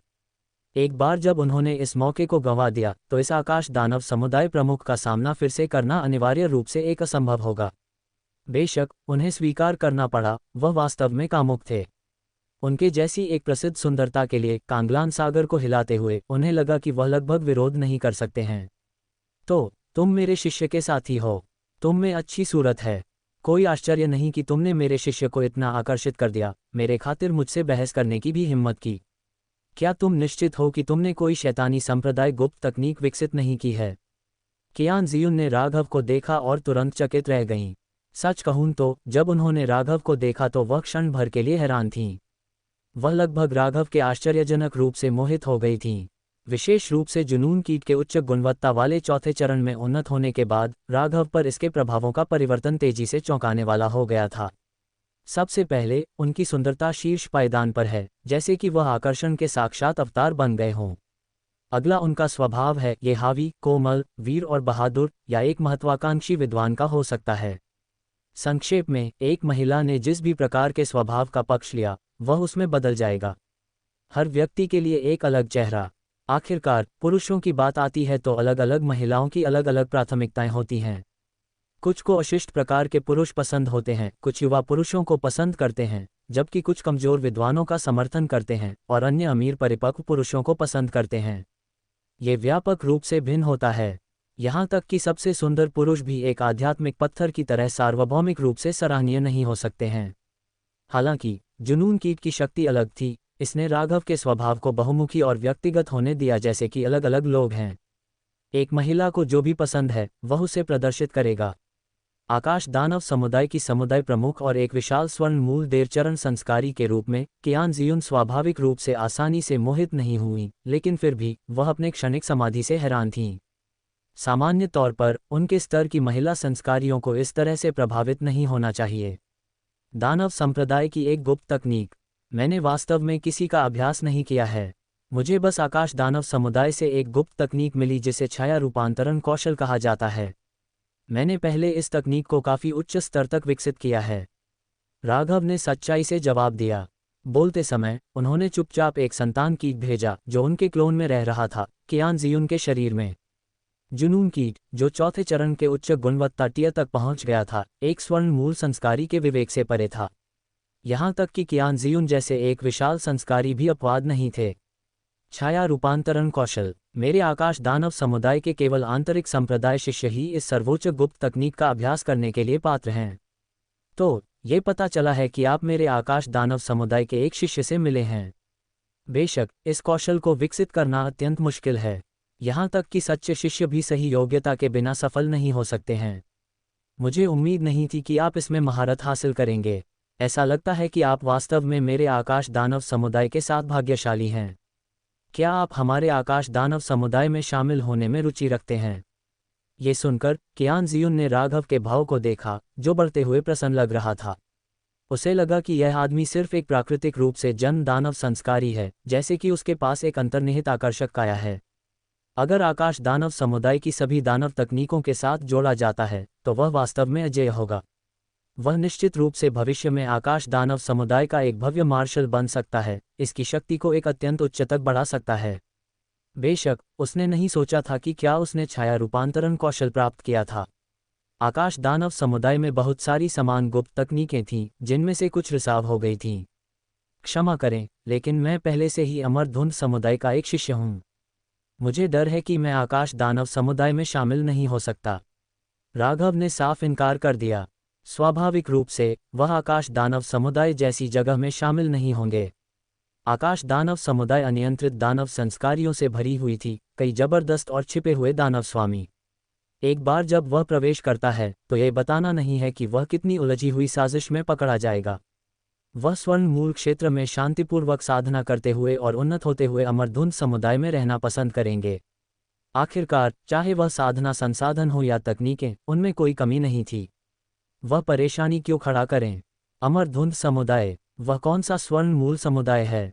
कियान जियुन हक्का बक्का थी। यह एक स्वर्ण मूल समुदाय नहीं है, बल्कि एक आधार निर्माण समुदाय है, राघव ने समझाया। ये सुनकर कियान जियुन जोर से हंस पड़ी। उन्हें उम्मीद नहीं थी कि यह आदमी एक महज आधार निर्माण समुदाय की खातिर उन्हें अस्वीकार कर देगा। क्या वह नहीं जानता कि वह कितना महान अवसर छोड़ रहा है? किसी कारण से, हालांकि उनके लिए उनके सामने के आदमी के लिए स्नेह बढ़ गया। क्या तुम गंभीर हो? बस एक दयनीय आधार निर्माण समुदाय। चाहे वह विरासत साधना पद्धतियां हो या साधना संसाधन, कोई भी स्वर्ण मूल समुदाय से तुलना नहीं कर सकता। हालांकि मेरे आकाश दानव समुदाय की प्रतिष्ठा कांगलान सागर क्षेत्र में अच्छी नहीं है। कोई भी मेरे आकाश दानव समुदाय के संस्कारियों को कम आंकने की हिम्मत नहीं करता है। मेरे आकाश दानव समुदाय में शामिल हो जाओ और तुम्हारी भविष्य की स्वर्ण मूल भी अत्यधिक संभव होगी। क्या तुम इस स्वर्ण मूल अवसर को छोड़ने की योजना बना रहे हो? कियान जियुन ने राघव की आंखों में गहराई से देखा, मोहक लग रहा था। किसी तरह जितना अधिक राघव ने उन्हें अस्वीकार कर दिया, उतना ही अधिक वह उन्हें अपने आकाश दानव समुदाय में खींचना चाहती थीं।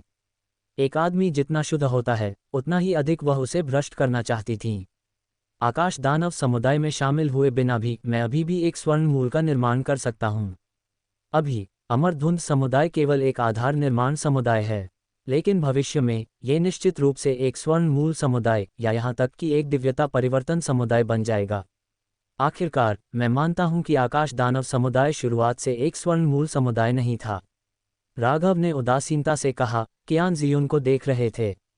तुम काफी महत्वाकांक्षी हो। तुम अमरधुंध समुदाय को एक दिव्यता परिवर्तन समुदाय में विकसित करने के बारे में सोच रहे हो। ठीक है, चूंकि तुम तैयार नहीं हो, मैं तुम्हें मजबूर नहीं करूंगी। आखिरकार जबरदस्ती चीजों को मीठा नहीं बनाती है। अगर तुम बाद में अपना मन बदलते हो तो तुम मुझे ढूंढने आ सकते हो। कियान जियुन मुस्कुराए, राघव पर और दबाव नहीं डाला। गुरु, आप यहाँ कैसे आए? अंत में बाधा डालने का एक अवसर ढूंढते हुए चू दिएई ने जिज्ञासा से अपने गुरु को देखा। ये काफी सामान्य है, स्वाभाविक रूप से कुरोंग समुदाय के दिव्यता परिवर्तन अवशेषों के लिए। अफवाह है कि इन अवशेषों में एक चौथे रैंक की गोली और यहाँ तक कि एक चौथे रैंक की आध्यात्मिक औषधि भी है। यहाँ तक कि हमारे जैसे एक स्वर्ण मूल देवचरण संस्कारी के लिए भी यह एक अत्यंत लाभकारी खजाना। इसलिए दिव्यता परिवर्तन अवशेष का यह अनुसरण एक आवश्यकता है। वास्तव में ये केवल मैं ही नहीं हूँ, बल्कि इस समुद्री क्षेत्र के कई अन्य स्वर्ण मूल पुराने संकी भी लामबंद हो गए हैं। कियान जियुन ने विश्वास के साथ बात की। उसने इस दिव्यता परिवर्तन अवशेष की खातिर आकाश दानव समुदाय को छोड़ दिया। केवल यह अवशेष ही उसके दिल की धड़कनों को उत्तेजित कर सकता था। लेकिन जिस कारण मैंने तुम्हारा पीछा किया, वह बस इसलिए है क्योंकि मैंने तुम्हारी बुरी किस्मत को देखा। शायद एक प्रलय आ रही है और मैं पीछे से तुम्हारी रक्षा कर रही हूँ। मुझे उम्मीद नहीं थी कि तुम्हारे पास एक फूल रक्षक होगा, जो मेरे लिए अनावश्यक लग रहा था। कियान जियुन ने एक चंचल मुस्कान के साथ चू दिएई को देखा। जाहिर है, भले ही राघव ने हस्तक्षेप नहीं किया होता, उसके किनारे पर कियान जियुन का होना खतरनाक स्थिति में चू दिएई की अच्छी किस्मत को सुनिश्चित करेगा। ये सुनकर चू दिएई शर्मा गईं और बोलने के लिए लगभग बहुत शर्मीली थीं। उसे पहली बार अपने गुरु के सामने शर्मिंदगी महसूस हुई। आखिरकार उसे उसके गुरु ने पाला था, जो उसके लिए एक माँ की तरह थी। वरिष्ठ, मुझे लगता है कि आपको अभी भी बहुत सावधान रहने की आवश्यकता है। वह दिव्यता परिवर्तन अवशेष बहुत रहस्यमय है, एक 5वें चरण के गठन द्वारा संरक्षित है। यहाँ तक कि इसमें प्रवेश करने वाला एक स्वर्ण मूल देर चरण संस्कारी भी कई खतरों का सामना करेगा। यदि संभव हो तो मेरा सुझाव है कि आपको लापरवाही से अवशेष में प्रवेश नहीं करना चाहिए। राघव ने अपना गला साफ किया और उसे चेतावनी दी। आखिरकार वह नहीं चाहते थे कि ऐसी सुंदरता दिव्यता परिवर्तन अवशेष में नष्ट हो जाए। ठीक है, आपकी सलाह के लिए धन्यवाद, मैं सावधान रहूंगी। मैं तुम्हें दो को अकेला छोड़ दूंगी, अगर भाग्य ने इजाजत दी तो हम फिर से मिलेंगे। कियान जियुन ने राघव पर एक गहरी नज़र डाली। एक तेज के साथ वह एक काले प्रकाश में बदल गईं और एक पल में समुद्री क्षेत्र में गायब हो गईं। जाहिर है, कियान जियुन अविश्वसनीय रूप से तेज थीं। पलक झपकते ही वह सैकड़ों ली यात्रा कर चुकी थीं। राघव अब उनकी मनोहर आकृति को देख नहीं सकता था। वह वास्तव में एक घातक सुंदरता, आकाश दानव समुदाय प्रमुख हैं। कोई आश्चर्य नहीं कि वह कांगलान सागर में एक महान प्रतिष्ठा का आनंद लेती हैं, कई स्वर्ण मूल संस्कारियों को मंत्रमुग्ध करती हैं। अगर वह इतना मजबूत इरादों वाला नहीं होता तो वह नियंत्रण खो सकता था। बेशक कियान जियुन का जादू कितना भी शक्तिशाली क्यों न हो, ये जुनून कीट की शक्ति के साथ प्रतिस्पर्धा नहीं कर सकता था। वह आखिरकार इस महिला को जीत लेगा। वह आखिरकार चली गई। इस क्षण कियान जियुन की आकृति को समुद्री क्षेत्र में गायब होते देखकर चू दिएई ने एक राहत की सांस ली और उनका भाव काफी शांत हो गया। यह अपने शिक्षक को जाते हुए देखने जैसा था, जिससे वह पहले से बहुत कम घबराए हुए थे। आप अपने गुरु से इतने भयभीत क्यों लगती हैं? राघव हंसने से खुद को नहीं रोक सका। उसने कभी निडर चुड़ैल चू दिएई को इतना डरपोक नहीं देखा था, एक दोषी छात्र की तरह जो जोर से सांस लेने की हिम्मत नहीं करता था। वह पूरी तरह से एक बटेर में बदल गई थी। मैं डरी नहीं हूँ, मैं उनका सम्मान करती हूँ, क्या आप समझते हैं? सम्मान का मतलब डर कब से होने लगा? ये सुनकर चू दिएई का चेहरा लाल हो गया और उसने निराशा में अपना पैर पटका। लेकिन इसके बारे में वह कुछ नहीं कर सकती थीं। उसे उसके गुरु कियान जियुन ने एक बच्चे के रूप में उठाया था और उसके द्वारा पाला गया था, इसलिए डर उसमें गहराई से बैठा हुआ था। यहाँ तक कि अब जब वह एक स्वर्ण मूल संस्कारी थी तो वह इस भावना से छुटकारा नहीं पा सकी। ठीक है, ये सम्मान है, डर नहीं। राघव ने अपने हाथ हिलाए, उसे अब और चिढ़ाना बंद कर दिया। लेकिन यह अजीब है, आपके गुरु अभी असामान्य रूप से मिलनसार लगे। यह उनके चरित्र से थोड़ा बाहर लगता है। मुझे डांटे जाने की उम्मीद थी। चू दिएई चकराई हुई लग रही थी और सहज रूप से जानती थी कि उनके गुरु ने अलग तरह से काम किया था, लेकिन वह सटीक अंतर को नहीं देख सकी। ठीक है, इससे कोई फर्क नहीं पड़ता। चलो अमरधुंध समुदाय में वापस चलते हैं। राघव के क्लोन ने चू दिएई को पकड़ा। वाह! टेलीपोर्टेशन कीट का उपयोग करते हुए वह पलक झपकते ही चू दिएई के साथ अमरधुंध समुदाय के भीतर अमरधुंध शिखर पर वापस आ गया। आखिरकार टेलीपोर्टेशन कीट के पास अब बहुत सारी शून्य ऊर्जा थी, इसलिए फिजूल खर्ची के बारे में चिंता करने की कोई आवश्यकता नहीं थी। चू दिएई को वापस लाने के बाद क्लोन तुरंत भंग हो गया। सहयोगिनी चू, तुम आखिरकार वापस आ गई हो। इस क्षण जी बिंगयू और अन्य जो अमरधुंध शिखर में प्रतीक्षा कर रहे थे, चू दिएई को उत्साह से देख रहे थे। उन्हें उम्मीद नहीं थी कि चू दिएई इस क्षण वापस आ जाएंगी, यह एक सुखद आश्चर्य था। अचानक देवियों ने उत्साह से बातें करना शुरू कर दिया और राघव को पूरी तरह से नज़रअंदाज कर दिया। राघव को पता नहीं था कि क्या कहना है और ऐसा महसूस हुआ जैसे वह तीसरा पहिया थे। लेकिन वह बेकार भी नहीं थे, क्योंकि उन्हें 3 स्वर्ण मूल संस्कारियों के भंडारण बैग प्राप्त हुए थे और उन्होंने अभी तक उनके अंदर के खजानों की जांच नहीं की थी। ये सोचकर उन्होंने अपनी दिव्य चेतना को सक्रिय किया और तुरंत भंडारण बैगों में खजानों की खोज शुरू कर दी। कोई रास्ता नहीं, क्या इतने सारे प्रीमियम आध्यात्मिक पत्थर हैं? पहली चीज जिसने राघव का ध्यान आकर्षित किया वह 3 भंडारण बैगों में संग्रहित कई प्रीमियम आध्यात्मिक पत्थर थे। उन्होंने ध्यान से गिना, कुल 780। ईमानदारी से यह एक आश्चर्यजनक संख्या थी। अगर इन प्रीमियम आध्यात्मिक पत्थरों को बेचा जाता है तो वे निश्चित रूप से बदले में बहुत सारे खजाने लाएंगे। लेकिन बहुत कम संस्कारी इतने मूर्ख होंगे कि प्रीमियम आध्यात्मिक पत्थर बेचेंगे। एक तरह से प्रीमियम आध्यात्मिक पत्थर अब साधारण पत्थर नहीं थे, वे मूल्यवान खजाने थे जिन्हें अनिश्चित काल तक चार्ज किया जा सकता था। 780 प्रीमियम आध्यात्मिक पत्थरों के अलावा 850,000 उच्च ग्रेड आध्यात्मिक पत्थर भी थे। चूंकि ये प्रीमियम आध्यात्मिक पत्थर खर्च नहीं किए जा सकते थे और कोई भी स्वर्ण मूल संस्कारी उन्हें खर्च करने के लिए तैयार नहीं होगा, इसलिए उच्च ग्रेड आध्यात्मिक पत्थर अभी भी स्वर्ण मूल संस्कारियों के लिए मुख्य मुद्रा थे। बेशक स्वर्ण मूल संस्कारी भी आध्यात्मिक पत्थरों के रूप में बहुत अधिक तरल धन नहीं ले जाते थे। वे आमतौर पर आध्यात्मिक पत्थरों को विभिन्न चौथे चरण के आध्यात्मिक औषधीय सामग्री, गोलियां और इसी तरह परिवर्तित करते थे। बहुत कम स्वर्ण मूल संस्कारी भाग्य जमा कर सकते थे। 800,000 से अधिक उच्च गुणवत्ता वाले आध्यात्मिक पत्थर ढूंढना वास्तव में काफ़ी अच्छी फसल थी। हम अमीर बन गए। इतनी सारी चौथे चरण की खजाना गोलियां हैं, यहाँ तक कि 4 स्वर्ण मूल गोलियां। राघव बहुत उत्साहित थे। उन्हें अपने भंडारण बैग में चौथे चरण की गोलियों की एक बहुतायत मिली। कोई आश्चर्य नहीं कि जुबान यिन समुदाय के स्वर्ण मूल वयोवृद्ध वास्तव में इतने अमीर थे। कुल 4 स्वर्ण मूल गोलियां थीं। आपको पता होना चाहिए कि स्वर्ण मूल गोलियां काफ़ी मूल्यवान हैं और स्वर्ण मूल संस्कारियों के बीच भी उच्च मांग में हैं। आखिरकार किस स्वर्ण मूल संस्कारी के कुछ वंशज नहीं हैं? भले ही स्वर्ण मूल गोली अपने लिए उपयोगी न हो, इसे अपने वंशजों को देना एक अच्छी बात है। कम से कम ये स्वर्ण मूल चरण में प्रवेश करने की संभावना को बढ़ा सकता है। अगर सब कुछ विफल हो जाता है तो स्वर्ण मूल गोली भी एक ठोस मुद्रा है और इसे कई खजानों के लिए बदला जा सकता है। विशाल हिरण द्वीप पर मुझे पहले मिली 3 स्वर्ण मूल गोलियों के अलावा अब मेरे पास कुल 7 स्वर्ण मूल गोलियां हैं। राघव काफ़ी भावुक थे। अगर यह अन्य संस्कारी होते तो वे अपनी जान को जोखिम में डाल सकते थे और फिर भी जरूरी नहीं कि एक ही स्वर्ण मूल गोली प्राप्त करें। लेकिन अब उनके शरीर पर 7 स्वर्ण मूल गोलियां थीं। उन्हें कैंडी की तरह खाना कोई समस्या नहीं होगी। अगर अन्य संस्कारी इसे देखते तो वे निश्चित रूप से ईर्ष्या से पागल हो जाते। व्यक्तियों के बीच अंतर वास्तव में बहुत बड़ा है। हालांकि एक स्वर्ण मूल गोली प्राप्त करना उतना सरल नहीं है जितना कोई कल्पना कर सकता है। आपको पता होना चाहिए कि ये एक स्वर्ण मूल संस्कारी से प्राप्त किए गए थे। एक साधारण संस्कारी स्वर्ण मूल वयोवृद्ध को मार नहीं सकता है और उनसे एक स्वर्ण मूल गोली प्राप्त नहीं कर सकता है। ऐसी चीज़ होने का सपना भी न देखें। केवल राघव जैसा एक जानवर ही ऐसी चीज़ हासिल कर सकता था। मुझे अभी भी स्वर्ण मूल गोलियों की कमी है। यह महान होगा अगर मेरे पास कुछ और होती। राघव ने अपनी थोड़ी को सहलाया, कुछ असंतोष महसूस कर रहे थे। यह उनकी गलती नहीं है। आखिरकार उनके पास वर्तमान में 11 युद्ध साथी हैं, जिनमें से 2 स्वर्ण मूल चरण में हैं। अन्य 9 ने अभी तक अपनी स्वर्ण मूल नहीं बनाई है। केवल 7 स्वर्ण मूल गोलियां काफ़ी अपर्याप्त हैं।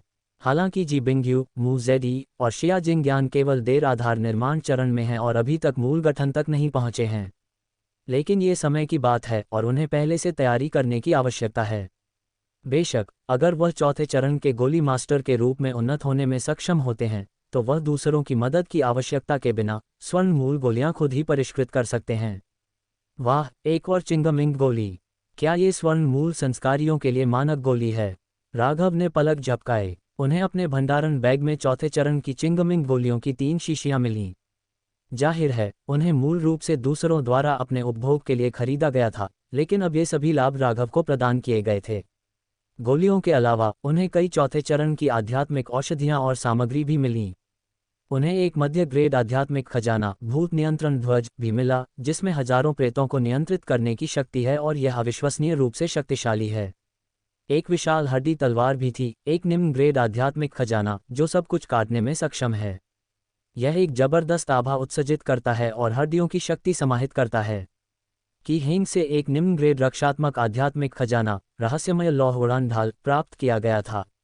हालांकि यह निम्न ग्रेड आंकड़ा आध्यात्मिक खजाना आत्मा हमलों का विरोध नहीं कर सकता है, यह आसानी से कौशल हमलों और भौतिक हमलों को अवरुद्ध कर सकता है। इसे एक काफ़ी अच्छा जादुई आइटम माना जाता है। भले ही वह इसे खुद उपयोग न करें, इसे बेचना शायद एक अच्छी कीमत लाएगा।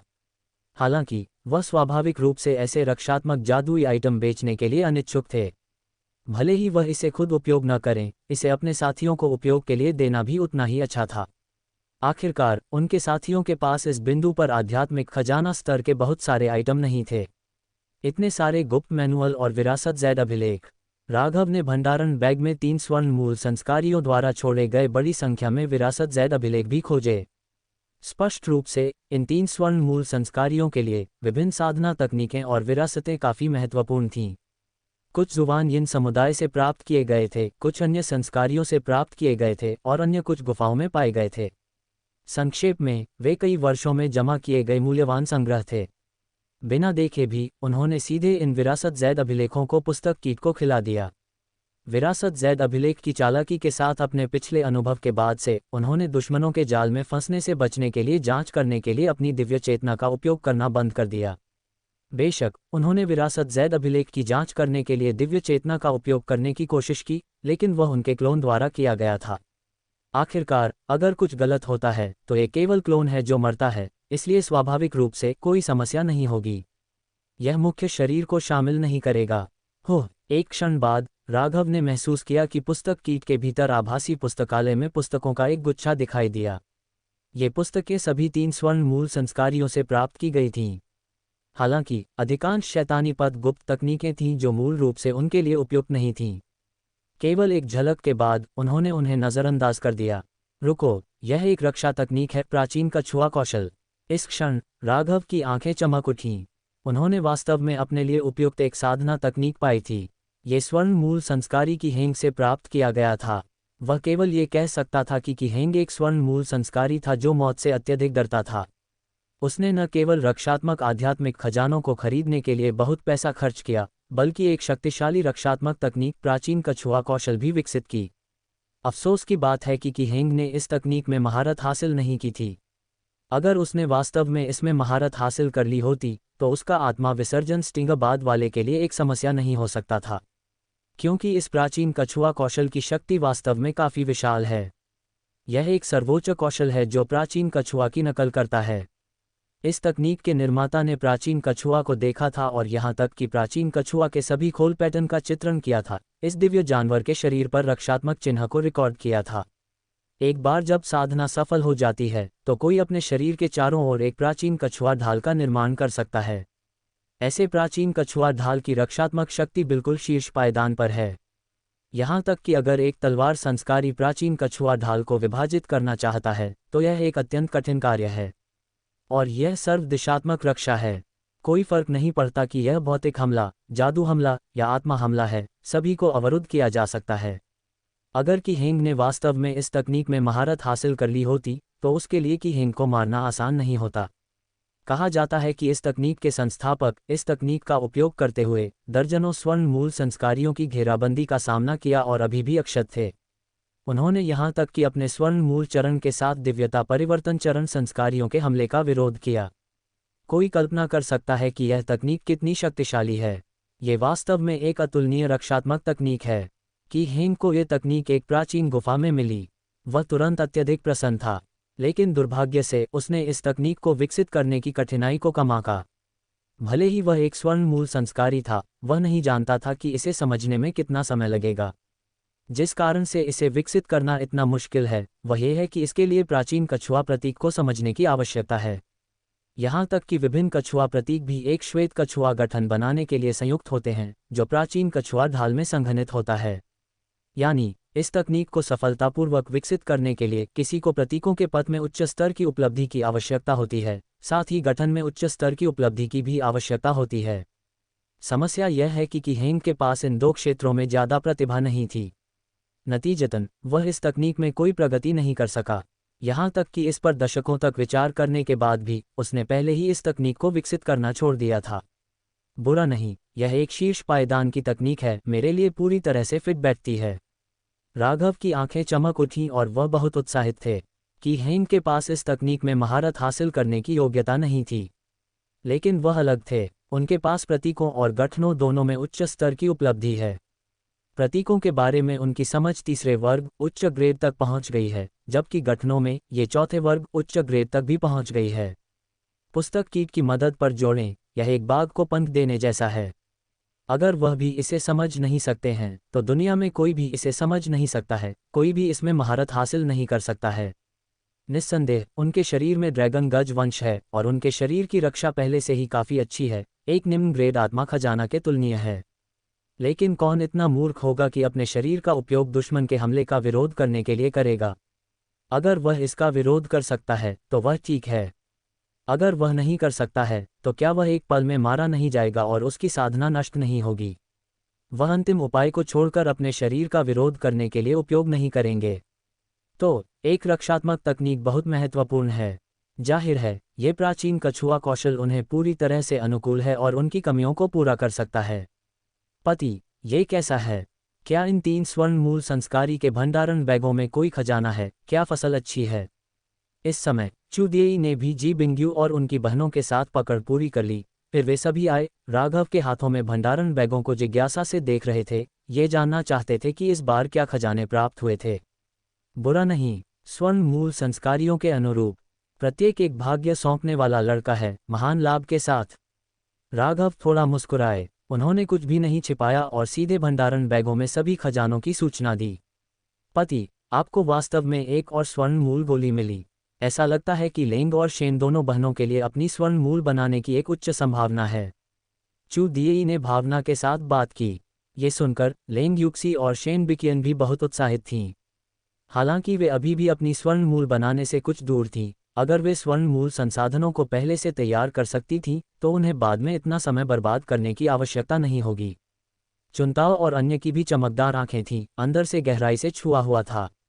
आखिरकार, भले ही वे गुरु पीच ब्लॉसम की दासी थीं, एक स्वर्ण मूल गोली प्राप्त करना आसान नहीं था। क्योंकि पूरे वुजी गठबंधन में बहुत सारी स्वर्ण मूल गोलियां नहीं थीं। हर कोई उन्हें लालच से देख रहा था। उन्हें पता नहीं था कि वे कब संभवतः एक प्राप्त कर सकती हैं। अब 7 स्वर्ण मूल गोलियां उनके लिए अपनी स्वर्ण मूल बनाने के लिए पर्याप्त से अधिक थीं। अगर तुम सभी एक स्वर्ण मूल गोली प्राप्त करना चाहती हो तो यह असंभव नहीं है। लेकिन ये तुम्हारे प्रदर्शन पर निर्भर करता है। जितनी कड़ी मेहनत तुम करती हो उतनी ही अधिक संभावना है कि तुम्हें एक स्वर्ण मूल गोली मिलेगी। राघव ने सीधे कहा, अपनी सुंदर दाव साथी को देख रहे थे। मेरे प्यारे, कड़ी मेहनत के लिए वास्तव में क्या योग्यता है? क्या दैनिक साधना गिनती है? अपनी आंखों को मोहक करते हुए शेन बिकियन राघव के करीब चली गईं और अपने तर्कों को नहीं रोका।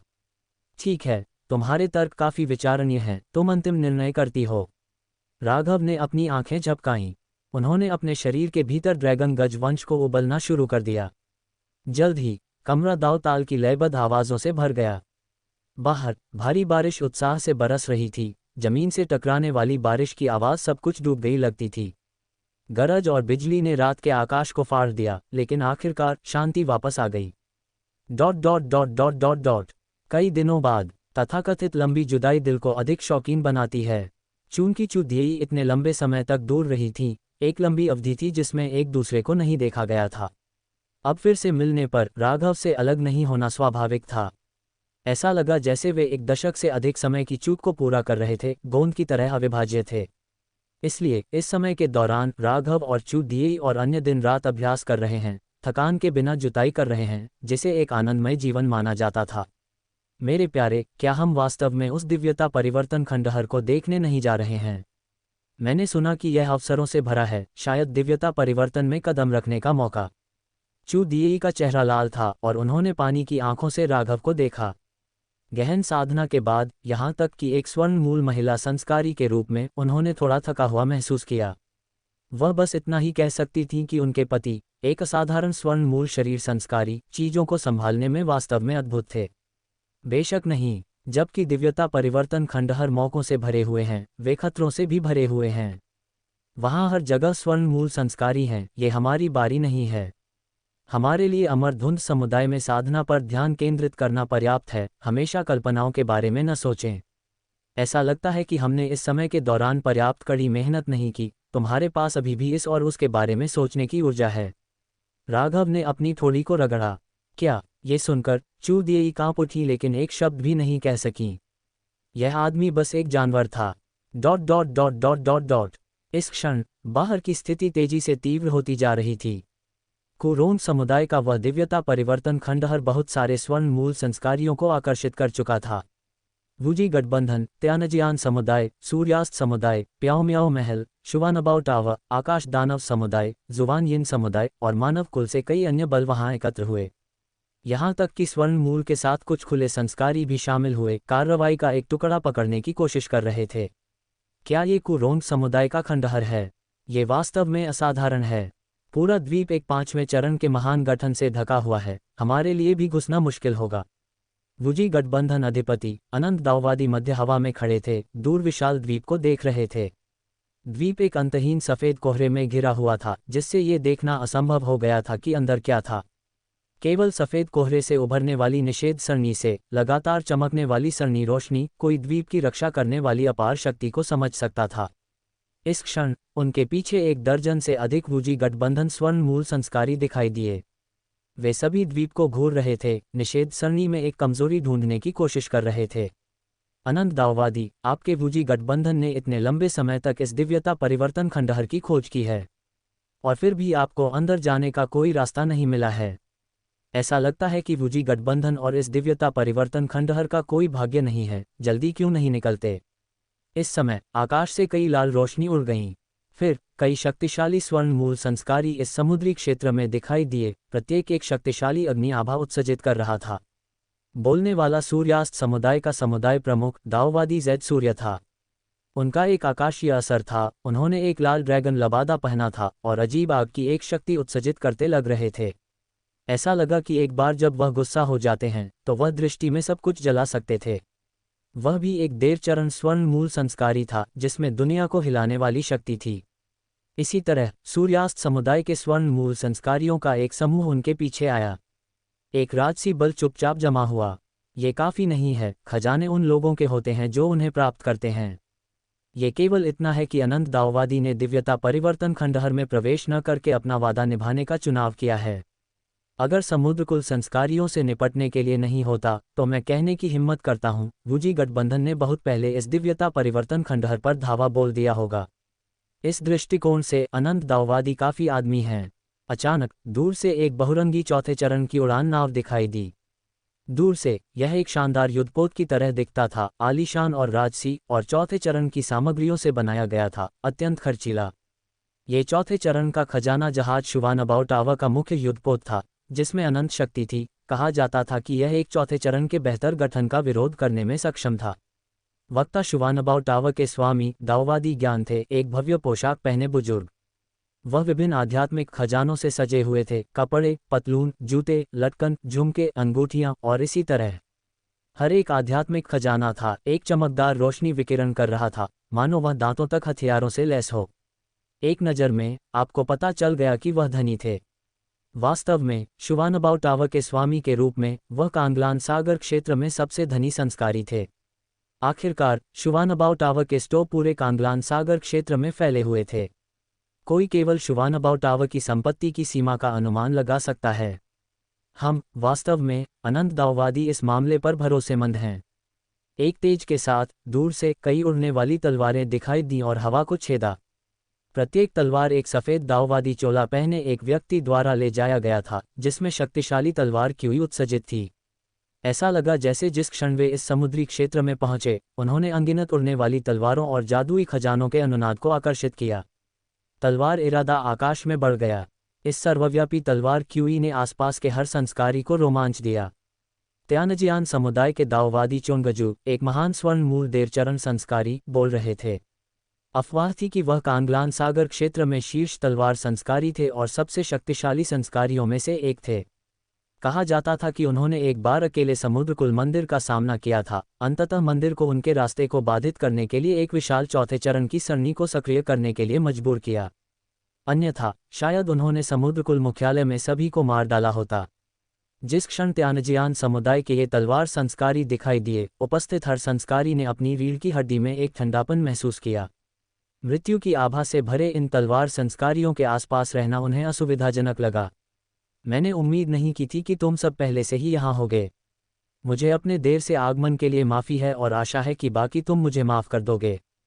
इस क्षण एक और चौथे चरण की उड़ान नाव आए, हवा को फाड़ दिया।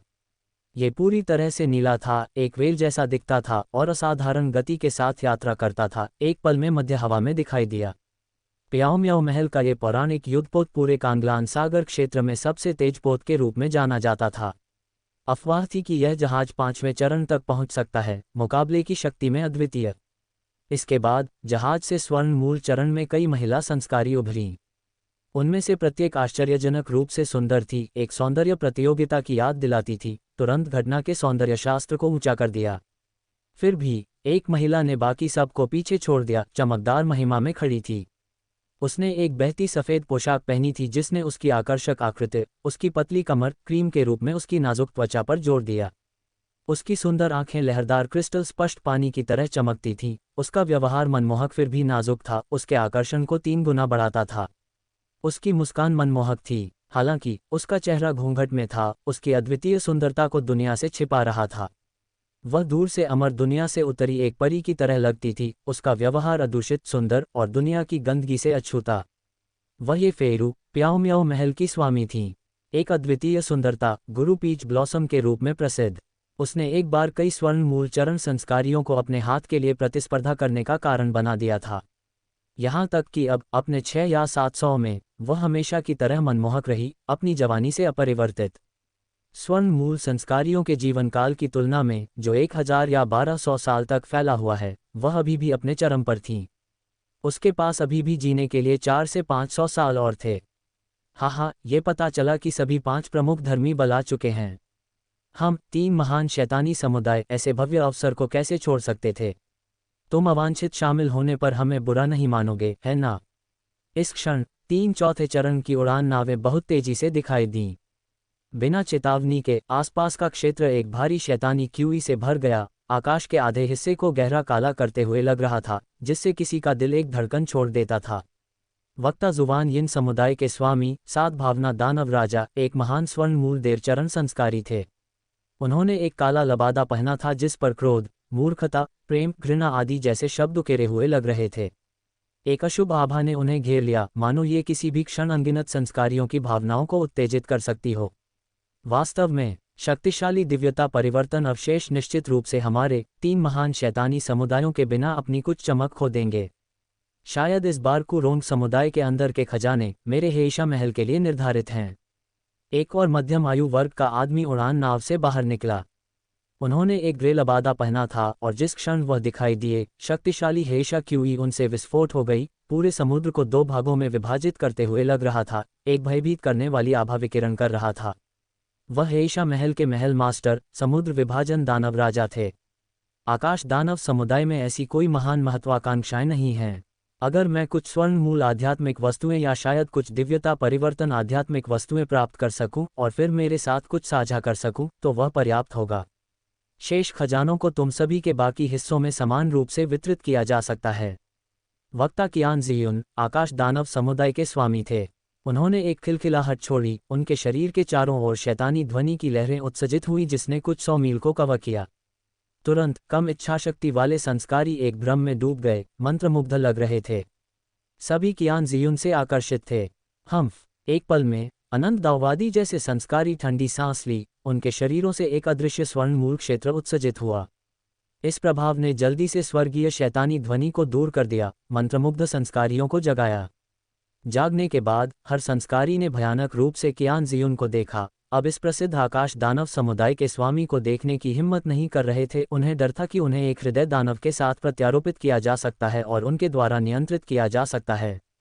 यह आश्चर्यजनक सुंदरता प्याओ म्याओ महल के स्वामी के रूप में प्रसिद्ध, कांटों के साथ एक गुलाब की तरह थी। हर कोई इसे नहीं चुन सकता था। अगर कोई सावधान नहीं था तो कोई उसका कठपुतली बन सकता था। यहाँ तक कि स्वर्ण मूल संस्कारियों को भी कियान जियुन के आसपास ध्यान से चलना पड़ा। क्या योजना है? क्या तुम 3 महान शैतानी समुदाय हमारे साथ तलवारें पार करने की योजना बना रहे हो? त्यानजियान समुदाय के दाववादी चोंगजू ने अपनी तलवार को कसकर पकड़ा, उनसे एक विशालकाय तलवार इरादा फूट पड़ा, आकाश में बढ़ गया। ऐसा लगा जैसे ये स्वर्ग को 2 भागों में विभाजित कर सकता है। आराम करो पुराने भूत चोंगजू, हम खजाने की तलाश में कुरोंग समुदाय के खंडहर में आए हैं, लड़ाई शुरू करने के लिए नहीं। अगर हम वास्तव में लड़ना चाहते हैं तो हम खंडहर में प्रवेश करने तक इंतजार कर सकते हैं। खजाना देखने से पहले एक दूसरे को मारने का क्या मतलब है? हम बस एक हंसी का पात्र बन जाएंगे। सद्भावना दानव राजा की हेंग ने एक फीकी मुस्कान के साथ कहा। यह स्पष्ट था कि वह भी अभी तक लड़ाई शुरू नहीं करना चाहता था। आखिरकार कोई नहीं जानता था कि इस दिव्यता परिवर्तन के खंडहर में क्या था। 5वें चरण की सरणी को अभी तक सक्रिय नहीं किया गया था, लड़ाई शुरू करने की कोई आवश्यकता नहीं थी। अगर यह पता चला कि अंदर कोई खजाना नहीं था लेकिन बहुत सारे लोग मर गए, तो वह वास्तव में एक मजाक होगा। वह अनावश्यक संघर्ष का पीछा करने वाला नहीं था। तुम सही हो, हम सभी स्वर्ण मूल संस्कारी हैं, हमें मौत से क्यों लड़ना चाहिए? हम सब यहाँ अमरता की तलाश कर रहे हैं। अनावश्यक संघर्षों से बचना चाहिए, कहीं ऐसा न हो कि हम समुद्र कुल को लाभ पहुँचाने लगें। हालांकि धर्मी समुदाय और शैतानी पद सह अस्तित्व में नहीं रह सकते हैं, इसका मतलब यह नहीं है कि सहयोग असंभव है। आइए सद्भाव से चिपके रहें, धन लाता है। शुवानबाओ टावर के गुरु ज्ञान ने थोड़ा मुस्कुराया, एक मध्यस्थ की भूमिका निभाते हुए। ईमानदारी से कहूं तो शुवानबाओ टावर ने उपस्थित कई बलों के बीच एक अद्वितीय स्थिति रखी थी। हालांकि उन्हें एक प्रतिष्ठित धर्मी समुदाय माना जा सकता था, वे ज्यादातर तटस्थ स्थिति में थे। उन्होंने न केवल धर्मी समुदाय द्वारा शासित क्षेत्रों में व्यवसाय किया, बल्कि शैतानी पद द्वारा शासित क्षेत्रों में भी। दूसरे शब्दों में, उनके दोनों समुदायों के साथ अच्छे संबंध थे। इन शब्दों को सुनकर उपस्थित स्वर्ण मूल संस्कारी शांत होने लगे। वे भी संघर्ष शुरू करने के लिए उत्सुक नहीं थे। अब जब गुरु ज्ञान ने उन्हें बाहर निकलने का एक रास्ता दे दिया था, तो उन्होंने इसे उत्सुकता से लिया। एक एक करके उन्होंने दिव्यता परिवर्तन के खंडहर की जांच करना शुरू कर दिया, 5वें चरण की सरणी को तोड़ने का एक रास्ता ढूंढने की कोशिश कर रहे थे। हालांकि जाहिर है 5वें चरण की सरणी को समझना आसान नहीं था। यहाँ तक कि कई स्वर्ण मूल संस्कारियों के भाग लेने के बावजूद यह अनरहस्य बना रहा। फिलहाल वे एक गतिरोध में फंसे हुए थे, प्रत्येक दूसरों को दूर रख रहा था। आखिरकार कुरोन समुदाय की रक्षात्मक सरणी को अक्षम करने से पहले कोई भी कदम नहीं उठाना चाहता था और दूसरों को लाभ नहीं पहुंचाना चाहता था। अल्पविराम 5 साल बाद अमरधुंध समुदाय में अमरधुंध शिखर पर एक शांत कमरा के भीतर। धूम। इस क्षण राघव जमीन पर चौकड़ी मारकर बैठे थे। एक विशाल सुनहरा ऊर्जा ढाल ने उन्हें घेर लिया था, उनके शरीर को केंद्र के रूप में बनाया गया था। ढाल घनी रूपों से ढका हुआ था। ये कछुआ के खोलों का एक समुद्र जैसा दिखता था, बिल्कुल एक कछुआ खोल की तरह, उनके पूरे शरीर को घेरे हुए। एक अंधे बिंदु के बिना 360 डिग्री को कवर करना। सफलता। आखिरकार मैंने सफलतापूर्वक प्राचीन कछुआ कौशल को विकसित कर लिया है। इस क्षण राघव ने अपनी आंखें खोलीं, उनकी निगाह में उत्साह की एक झलक थी। 5 साल की कड़ी साधना के बाद उन्होंने आखिरकार इस रक्षात्मक साधना तकनीक को सफलतापूर्वक विकसित कर लिया। वास्तव में ये स्वीकार करना मुश्किल है कि इस तकनीक को विकसित करने में कठिनाई की डिग्री उच्च है। कोई आश्चर्य नहीं कि हेंग, एक स्वर्ण मूल संस्कारी, दशकों तक कोशिश करने के बाद भी इसमें महारत हासिल नहीं कर सका। अकेले प्राचीन कछुआ प्रतीक को समझने में उन्हें बहुत प्रयास करना पड़ा था। इसका उल्लेख नहीं करना, इन प्राचीन कछुआ प्रतीकों का संयोजन प्राचीन कछुआ ढाल बनाने के लिए, जो एक सरणी बाधा के समान है। इसके लिए रून्स और 7वें क्रम के गठन दोनों में अत्यंत उच्च प्रवीणता की आवश्यकता थी। सौभाग्य से पुस्तक कीट की मदद से वह आखिरकार इस रक्षात्मक तकनीक को पूरी तरह से विकसित करने में कामयाब रहे। ईमानदारी से सभी प्रयास इसके लायक थे। प्राचीन कछुआ कौशल के प्रारंभिक स्तर पर प्राचीन कछुआ ढाल की एकल परत बनती है, लेकिन उच्चतम स्तर पर यह एक 9 परत प्राचीन कछुआ ढाल बना सकता है। उस मामले में यह एक वास्तविक कछुआ खोल बन जाता है, स्वर्गीय विपत्तियों के लिए भी अभेद्य। एक सर्वोच्च रक्षात्मक मार्शल तकनीक के अनुरूप। ये निश्चित रूप से सरलता से अंतहीन है। राघव उत्साहित थे। जैसे ही उन्होंने इस तकनीक को विकसित करने में सफलता प्राप्त की, उन्होंने तुरंत इसकी अनंत प्रतिभा को समझा। तकनीक न केवल दुश्मनों के हमलों को दूर करेगी, बल्कि स्वर्गीय गरज से भी रक्षा करेगी। अगर वह स्वर्ण मूल विपत्ति को पार करने वाले थे, तो वह स्वर्गीय विपत्ति का विरोध करने के लिए इस तकनीक का उपयोग कर सकते थे। प्राचीन कछुआ ढाल के साथ, यहाँ तक कि सामान्य स्वर्गीय विपत्तियाँ भी इसकी रक्षा को नहीं तोड़ पाएंगी। तकनीक न केवल रक्षा में अद्वितीय है, बल्कि किसी की आभा को छिपाने में भी मदद करती है। जैसे ही प्राचीन कछुआ ढाल सक्रिय होता है, मेरी आभा ढाल के भीतर सीमित हो जाती है, किसी भी रिसाव को रोकती है, जिससे मैं गतिहीन लगता हूँ। यह मृत्यु का ढोंग करने और दुश्मन की दिव्य चेतना पहचान से बचने की क्षमता भी प्रदान करता है। राघव प्रशंसा किए बिना नहीं रह सके। जाहिर है प्राचीन कछुआ कौशल अद्भुत रूप से जटिल था, कोई आश्चर्य नहीं कि यहाँ तक कि स्वर्ण मूल संस्कारी भी इसे लालच देते थे। दशकों तक इसमें महारत हासिल करने में विफल रहने के बाद भी यह अविस्मरणीय रहा। केवल नकारात्मक पक्ष यह है कि इस कौशल में महारत हासिल करना अविश्वसनीय रूप से मुश्किल है। पर्याप्त प्रतिभा के बिना यह असंभव है।